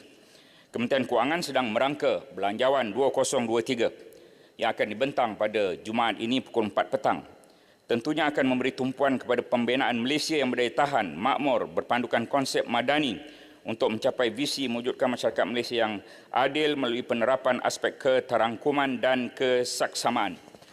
6 tonggak madani iaitu kemampanan, kesejahteraan, daya cipta, hormat, keyakinan dan ihsan akan memacu negara ke arah kestabilan, pemulihan ekonomi, kesejahteraan rakyat melalui sistem penyampaian perkhidmatan awam yang berkesan. Di bawah kerangka dasar madani ini, kerajaan akan mengambil pendekatan yang menyeluruh untuk menggalakkan perpaduan, ketelusan, tadbir urus, tata kelola yang baik dalam semua aspek pembangunan negara. Belanjawan 2023 akan menggariskan strategi kerajaan untuk terus menyokong pertumbuhan ekonomi bagi meneruskan momentum pertumbuhan yang dicapai pada tahun 2022 demi kesejahteraan rakyat. YB Paguh, YB Kepala Batas dan YB Stampin bertanyakan mengenai isu OPR dan moratorium. Program moratorium bantuan bayaran balik yang diperkenalkan sebelum ini telah pun tamat. Namun kerajaan dan Bank Negara Malaysia memahami keresahan rakyat yang terbeban untuk melunaskan ansuran bulanan yang semakin meningkat berikutan kenaikan OPR baru-baru ini. Usaha ini termasuk membantu peminjam yang terkesan dan menghadapi kesulitan untuk membuat bayaran balik pinjaman dengan menawarkan program penstrukturan semula bayaran balik pinjaman dan bantuan sosial. Selain itu, peminjam juga boleh menghubungi agensi kaunseling dan pengurusan kredit AKPK Bank Negara Malaysia untuk mendapatkan khidmat nasihat percuma dan mendaftarkan diri dalam mana-mana program bantuan bayaran balik pinjaman yang disediakan oleh AKPK seperti program pengurusan hutang dan skim penyelesaian pinjaman kecil. Antara bantuan yang ditawarkan adalah termasuk pengurangan ansuran bulanan, pelanjutan tempoh bayaran balik dan program sokongan daya tahan keuangan. Seterusnya, hutang kerajaan persekutuan. Minta penjelasan. Terima kasih. Stampin. Terima kasih Dato' Anti Ketua. Terima kasih Yang Berhormat Timbalan Menteri. Adakah Yang Berhormat Menteri sedar bahawa itu sejak tahun lalu kenaikan OPR itu telah mencapai 1%. Kalau kita memandangkan bilangan household debt di negara kita, iaitu hampir 15 trilion. Oleh itu, ia merupakan itu bukan 1.5 trilion. Oleh itu, tambahan 1% interest itu jumlah yang faedah yang perlu dibayar oleh pengutang-pengutang itu adalah 1 tahun tambah 15 bilion. Bukankah itu satu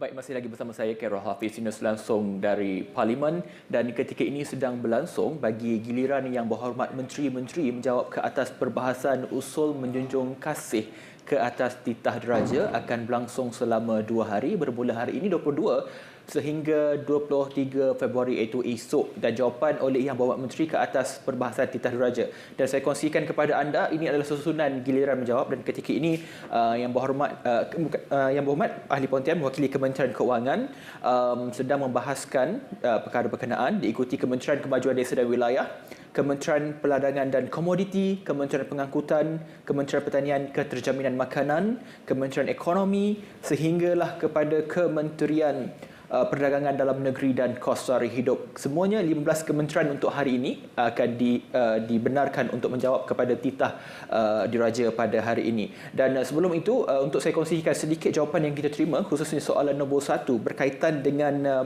perancangan menghubungkan jaringan lebuh raya, persoalan daripada Port Dickson kepada Menteri Kerja Raya. Dan ini antara soalan yang kita akan bawakan kepada anda. Antaranya, lebuh raya Pantai Barat, West Coast Expressway WCE Jajaran Selatan, Jalan Baharu Broga Simpang Pelangi, dan juga lebuh raya SKLIA Senawang KLIA Salak Tinggi. Baik, siaran kami di TV1 akan ditangguhkan untuk hari ini dan akan diteruskan di saluran Best Berita RTM My Preview 1, 2, 3, dan anda boleh terus saja ke channel atau persiaran berkenaan, dan juga boleh tonton kami di pautan yang kami sediakan untuk anda untuk terus tonton secara dalam talian. Sekian, terima kasih.